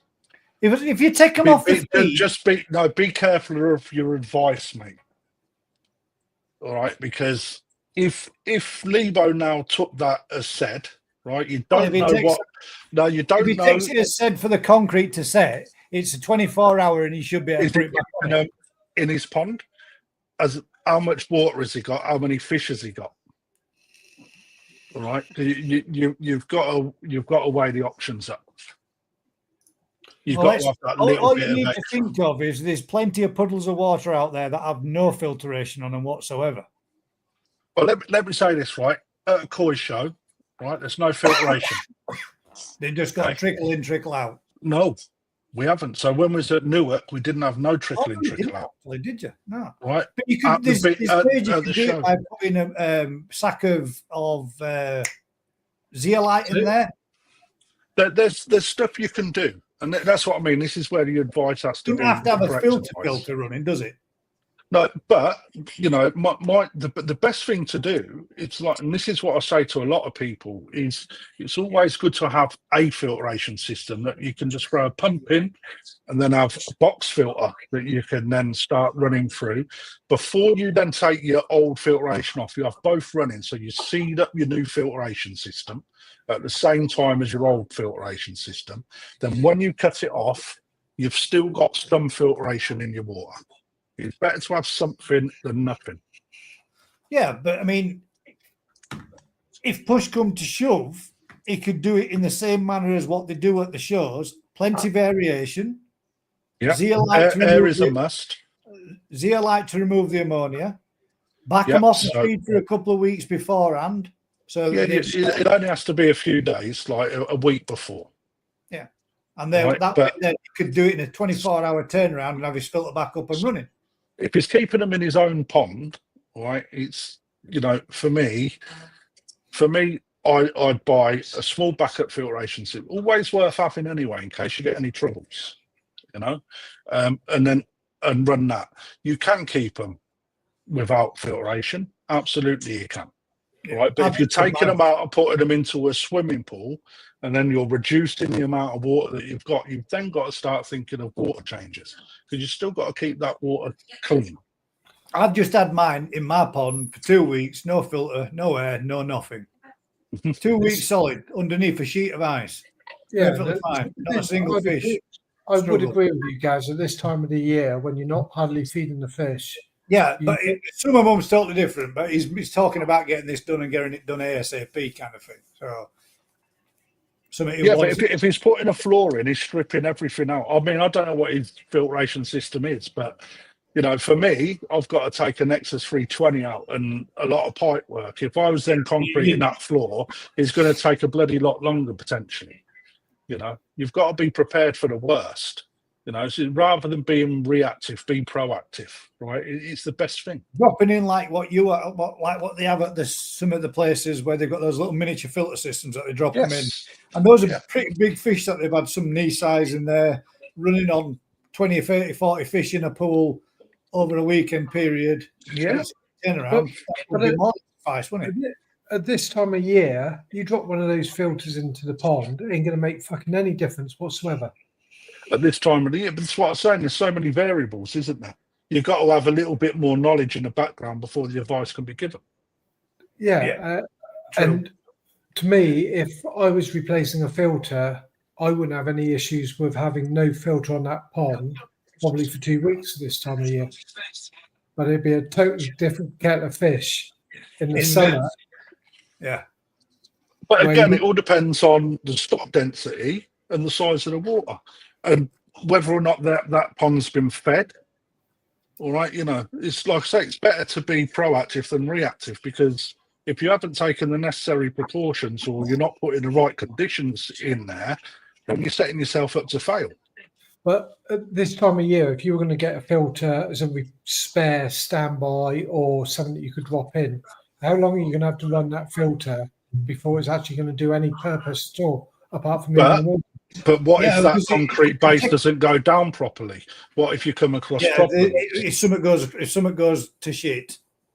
You know, Running a that's why I drum say and a prepare for the bio filter worst. ponds is 3,100 gallons. Okay, Well, so I'm guessing, Lee, it you sounds think like a you- lot of work.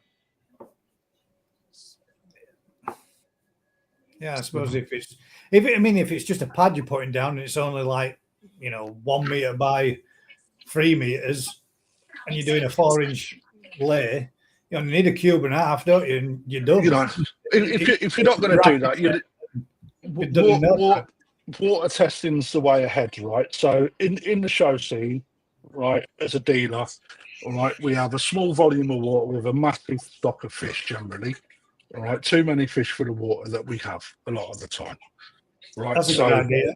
Use existing about- filter media in a temporary system. you know, on top of that, think about adding a little bit of salt as well. All right, helps them cope with the condition changes. You know, because your parameters will change, irrespective. You know, there's a lot you can do, but you know, there is no real answer to how long you can keep them. Right. The thing is, you keep control of your water parameters and do regular water changes to keep it fresh. Right. That's the best advice that anyone can give without knowing too much. Or Lee, pick up the phone and ring your local and ask for some advice, depending on what you're doing and when you're doing it. Little black box, right on time.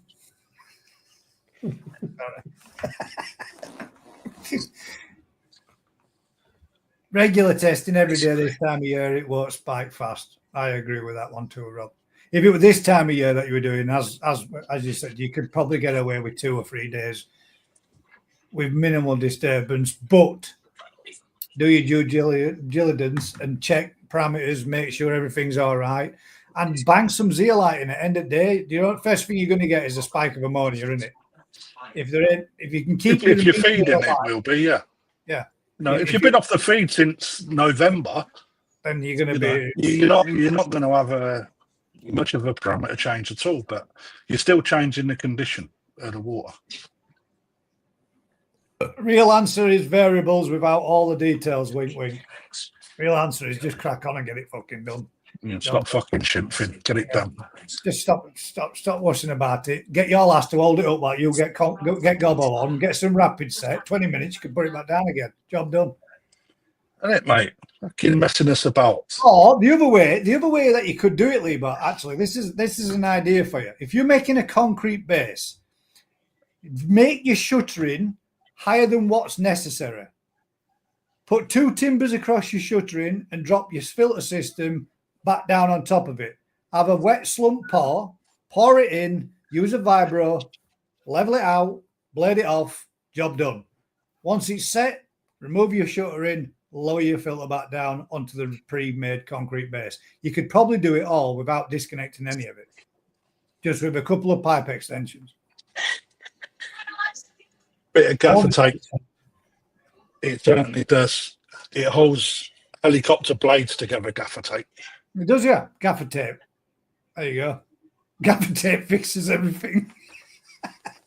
It does, but I've been up in a Chinook, mate, and I was up in a Chinook over the Oman, and TT1. Mate, fucking, they got the gaffer tape. I won't call it what the military call it, but it's gaffer tape down the blades, and they started putting gaffer tape down the rims of every blade. I was like, what are you doing that for? I was fucking a bit knackered. I used to do shit like that to get you worried. But then it did go wrong when we was about 15 miles out from where we were supposed to. They dropped us in the middle of the desert, and then it flew off, black smoke pouring out the back of it. So Yeah, gaff tape didn't fix that. Rob says, I'm not flying in your helicopter. Weren't my fucking helicopter, mate. I sat there shitting. Me ring piece was going 5 pence, 50 pence, 5 pence. Like a shitting dog, mate. Honest. Hubby uses it for everything. True. It can be used for everything and anything. It's brilliant stuff. That and super glue. Fix the world with that. Leaf has seen the light, and she's never watching EastEnders again. He was fuming for some reason. Because of EastEnders. Yeah. I don't know why. I don't think I've watched EastEnders for about 50 years.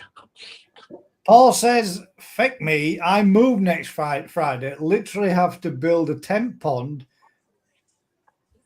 and fire in my collection. I'm crapping myself. Moving the house, not a worry. Just McCoy.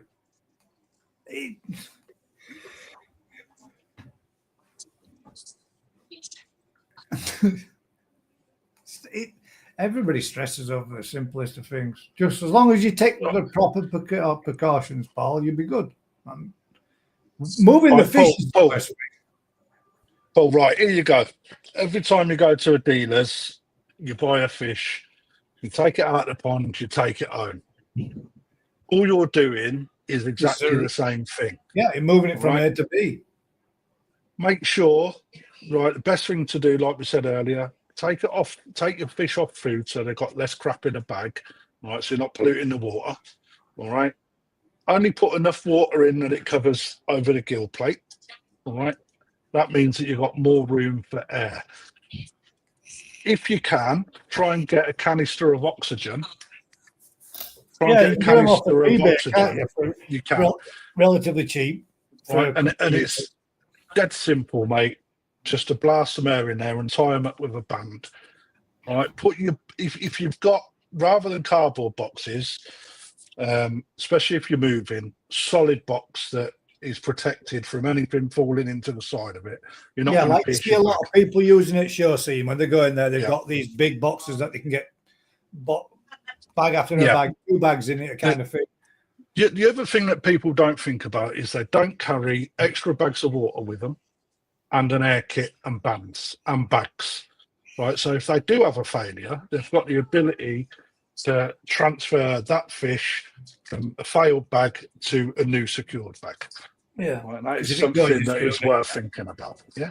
And if you're traveling with your fish, don't put them head to tail, front to back.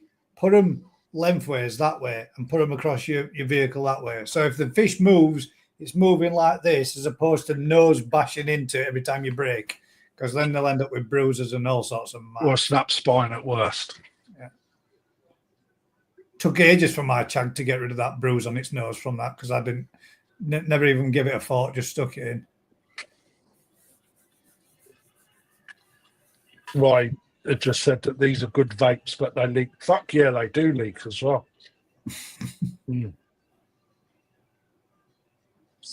Looking forward to picking them up on the 1st, and the Sankey is beautiful, just under 3 hours on the motorway. Right, Leaf, stop buying fish from everywhere. Yeah. Be warned.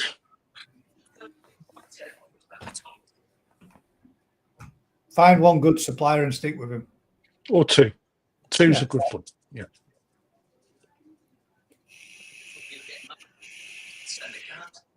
Yeah, you can carry your spare water in a 20-litre drum stroke bottle. I knew you was clocking that. There's not much that don't escape them. Genuinely annoys the hell out of me. Oh, I'm talking about see you wiping on your day. All the time like this. Vapes are shit, aren't they? I should stop vaping. It's bad for you. Right then, we got any more for any more? If not, then we are going to call this one. And for all those that might have just come in that didn't already know, watch it back and you'll get some information about this evening. I shall let you go back and watch it. An announcement. Just means more people will watch it. Yeah, go back because it's interesting. And I'll make an apology, guys. In this reflection here. Is that EastEnders? Yeah. No, my missus is watching Shameless, and at one point, someone's knees were over someone's shoulders, and I was getting rogered. And I can see it in there. Like, for anybody that's watching, I want you to go back and timestamp it in the comments after the show. Well, you don't need to have a rub, mate, do you?